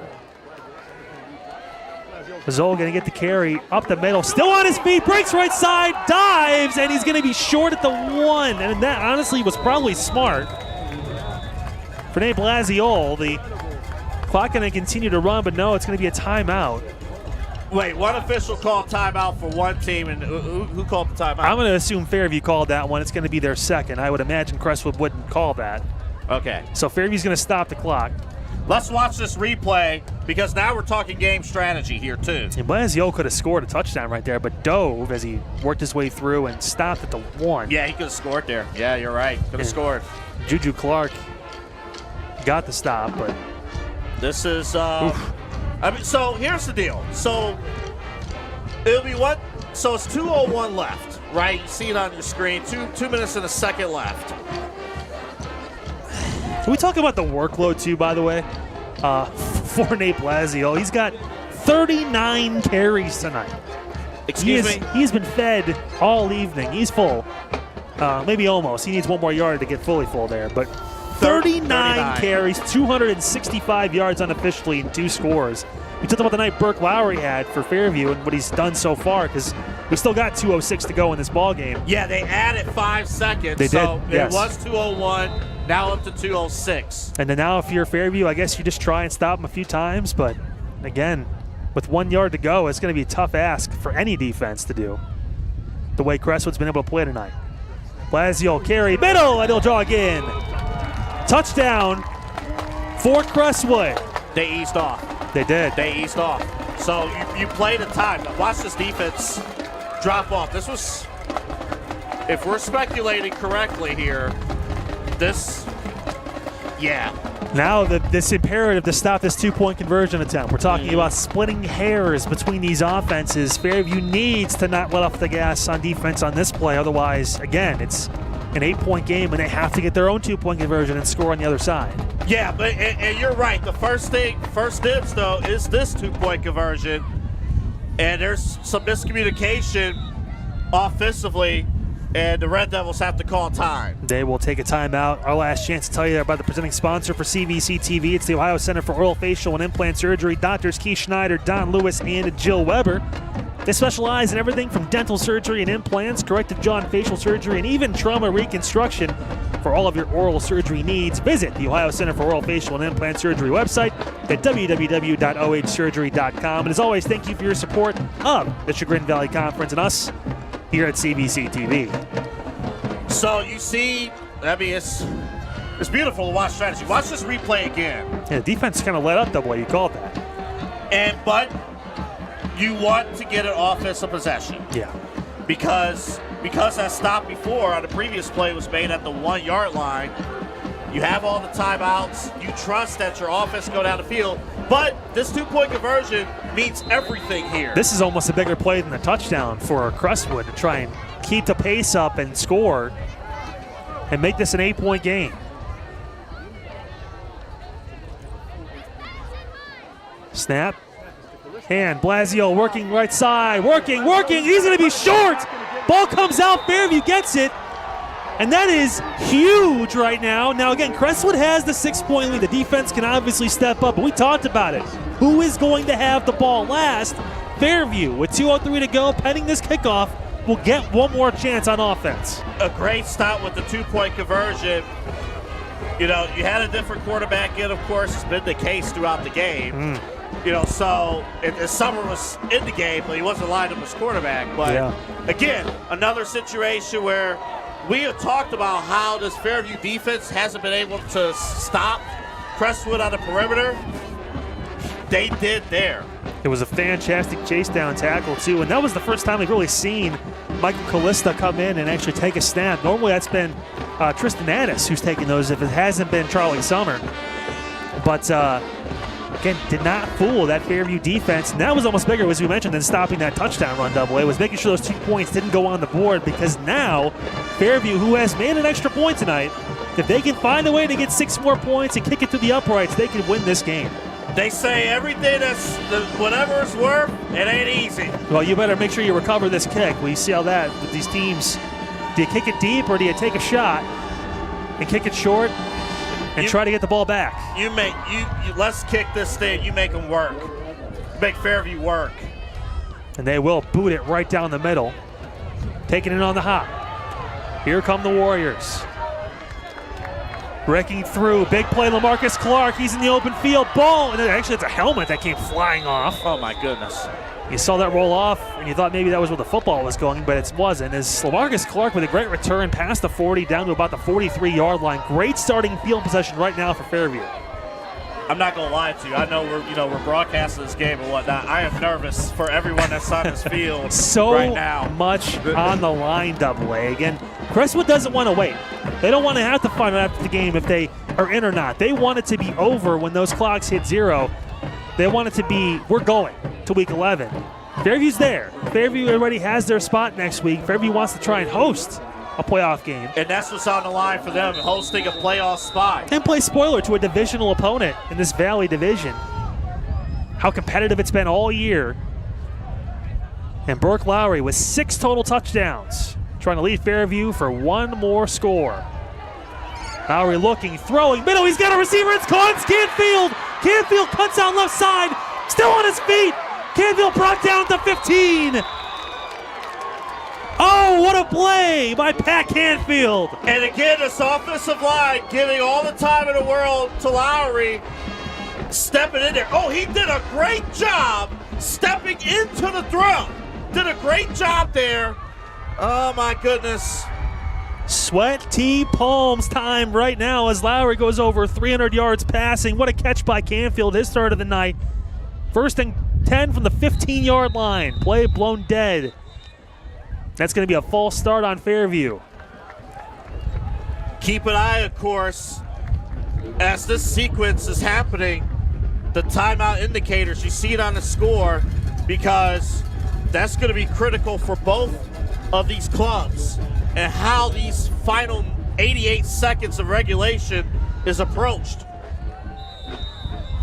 What a huge play by Canfield and Burke Lowry. The play before that false start. 1st and 15 from the 20. Plenty of time. Lowry looking, gonna roll out, then he's gonna cut back, stumbles. Lowry still on his feet, stays upright. Burke Lowry looking, right side, he's gonna keep it. Lowry turns upfield, gets back the yards, and then some.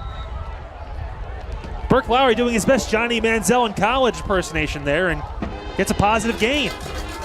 And I don't know how he didn't stumble and fall. Oh my goodness. I have no idea how he did not, on the road, on this grass field, stumble and fall. And I think unreal. Watch this. There's a timeout on the field. We'll address that in a moment. But watch Burke Lowry here. First off, great job by the defender. Oh, my goodness. See, right there. Oh, my goodness. Huge move. Lowry stays on his feet, turns upfield, and turns a negative into a positive. And then 56 almost, if he was closer, would have tried to strip the ball. And I think Fairview took that timeout, AA, so they're out of timeouts. Crestwood has one remaining. But Burke Lowry keeping that Fairview hope alive to win this ball game with that huge 8-yard run. And you mentioned a couple of moments ago that 2-point conversion on the other end, not converting it. Oh my goodness, it's huge. It's everything right now. It could be the game, depending on what happens here in this final 48 seconds. And again, Fairview, no more timeouts. So if they do get a first down, which they can at the 5-yard line, they have to move. Has to happen right here and right now. Got maybe a couple plays if you're the Warriors. Lowry in the shotgun, taking the snap, looking, throwing. It's a quick pass to the outside. It's caught. Great play out there, far by Canfield. Did he get out of bounds? He did. He did. Huge play by Canfield, who showed up on this drive and then some. Let's watch how it happened on two. A quick throw and just sitting there. And what's been happening here, this coaching staff, Kyle, has presented this offense with high percentage passing plays. And that has really been the difference with this offense from the first half to what we have seen all second half long. First and goal at the 4. Lowry looking, throwing, left side. It is caught, turning upfield, and he's in! Brandon Juju Clark is in! 37 seconds to go and a tie ball game. Oh my goodness. Lowry throws his 6th touchdown pass of the night. He has 7 total. Let's watch how it all happened. Quick throw to the flat, broke one tackle, and the strength, we was wondering about Juju Clark. He did it, and here it is, Kyle, the extra point that could put Fairview ahead in this game, the go-ahead extra point. Kyle Farkas gonna line it up. Snap good, hold down, kick on the way. It is good. 47-46. 37 seconds left, and Crestwood, for the first time tonight, has to try and come from behind. What a drive. What a drive. And we have seen Lowry with 7 total touchdowns. Oh, my goodness. This man. That's got to be a record somewhere. What he has been able to do offensively to lead this drive, lead this team, has been amazing. However, there is 37 seconds left. Who is getting the ball last? Crestwood still has 2 timeouts. They've been able to hit home runs tonight themselves. It has been an unbelievable game. Who would have thought maybe the first of 50 wins tonight? And you almost want to – it's 37 seconds, too much time for this offense to be able to drive. But that was different, though, now. Different types of offenses, right? Uh-huh. Do you embrace more of a passing identity here on this last drive with 37 seconds? You can run a few times with those timeouts, but at some point, someone may have to throw the football. Which he can. Yes, he can. He showed it. 35-yard touchdown in the first half. He was able to thread the needle to Wyatt Januska. He may have to try and do it one more time to send his team to the postseason. Farkas is going to boot this one away. The only kicker on the field tonight. Split the middle, going to be taken in at the 9. Januska has it, working far sideline, going to get torn out of bounds at the 25-yard line. The Fairview fans excited. 31 seconds separating Crestwood from a possible playoff berth. They control their own destiny tonight, AA. 31 seconds and a chance to go to Week 11 on the line on this drive. That's what dreams are made of. This right here. Hey now. These are what dreams are made of. This is it. Tell them, Lizzie. I'll tell you. Well, here, you asked a few seconds ago what kind of offense you come out with. Again, Charlie Summer has the ability. He has the arm. Has not thrown a pass since the second quarter, and it's been a while. We watched Charlie Summer 2 years ago on CVC TV hit a clutch touchdown from behind to Jonas Honeycutt against Beechwood. He could do this. And he is going to be asked to throw. Summer stepping up, looking, and He is going to get brought down. A huge sack by Fairview. Now remember, they have their timeouts, the Red Devils. And I imagine they'll take it. That was a huge, huge play.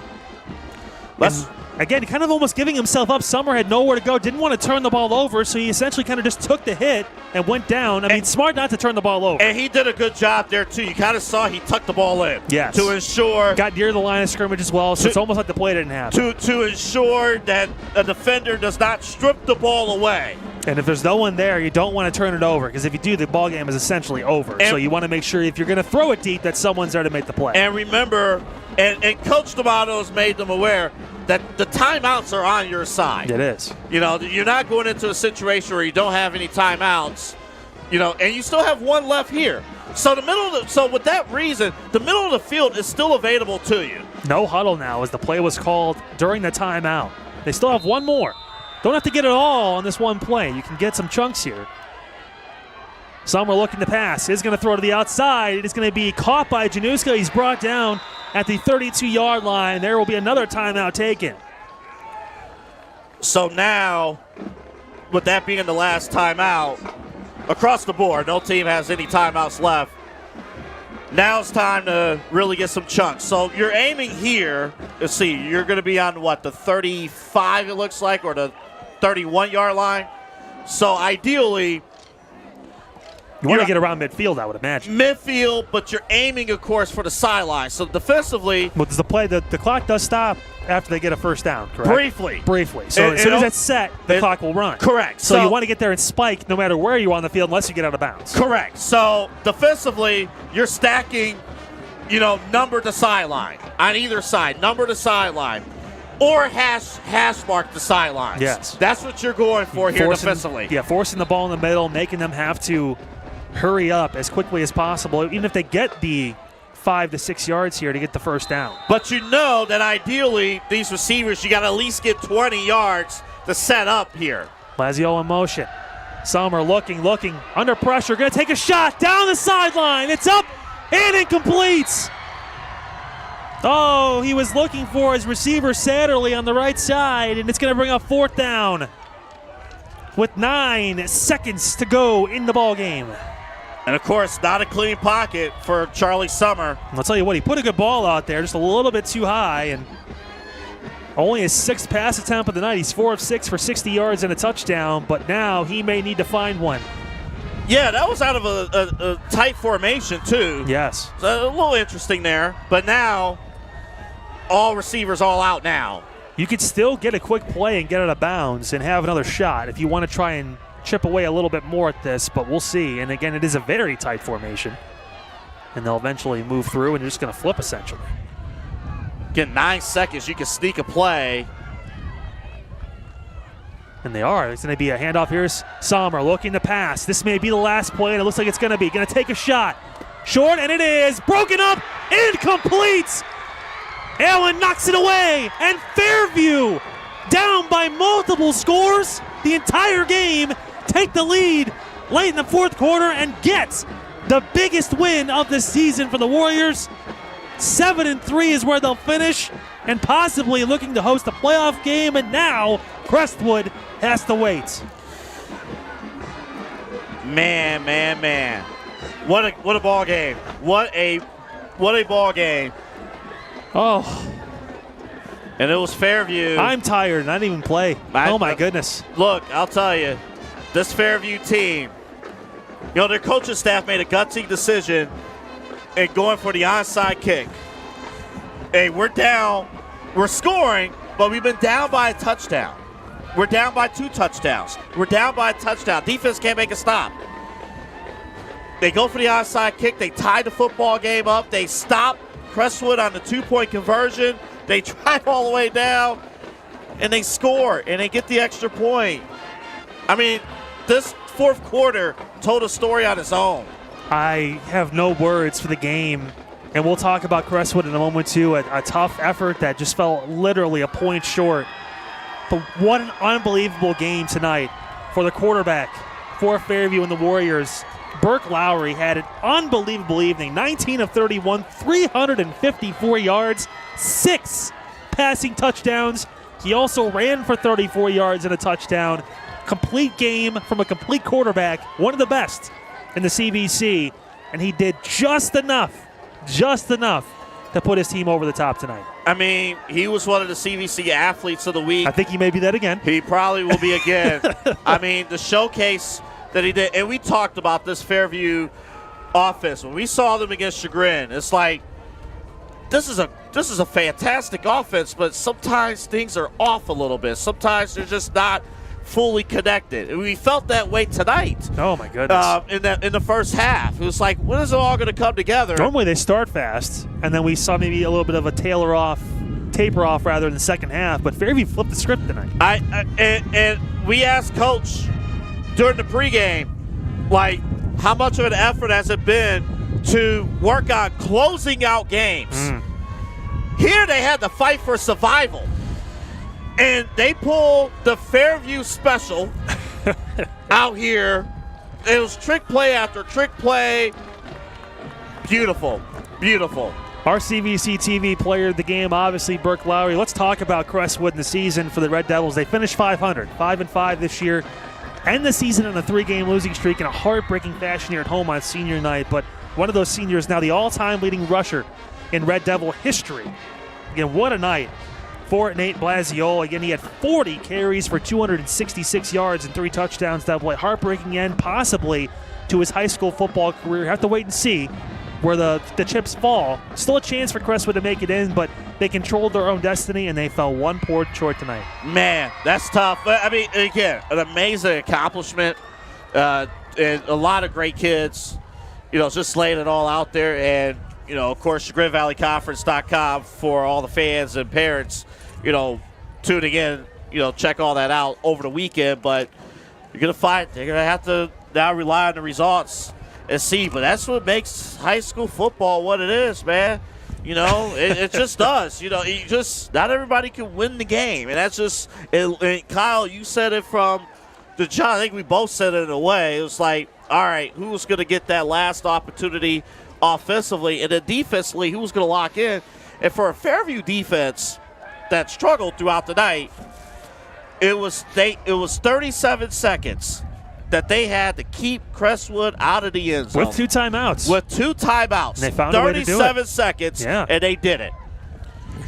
I don't know what happens with this Red Devils team, though, but they should not be I'm sure they don't want to hear this right now, but they should not be ashamed at all of their performance and their effort. Fantastic game for them. Again, the final score, 47-46. Fairview edges Crestwood in Week 10, our final regular season game of the CVC season. Of course, we'll have playoff action here for the next few weeks, and we'll let you know more on ChagrinValleyConference.com, where we will be next week. Remember, there were 10 teams tonight that already clinched playoff spots. We're going to have plenty of playoff action for you here come Week 11 and beyond. Again, I want to thank all of our sponsors tonight as well: the Ohio Center for Oral Facial and Implant Surgery, Alpha Animal Removal, Taz Tree Service, Sewer Cleaning Company, R&T Fence, Air Quality Control Heating and Cooling LLC, Greenie Sports Guards, Woodlake Realty, Hobby Motorsports, and the Ohio Media School, as always, for making tonight possible. And I want to thank you as well for spending your Friday evening with us.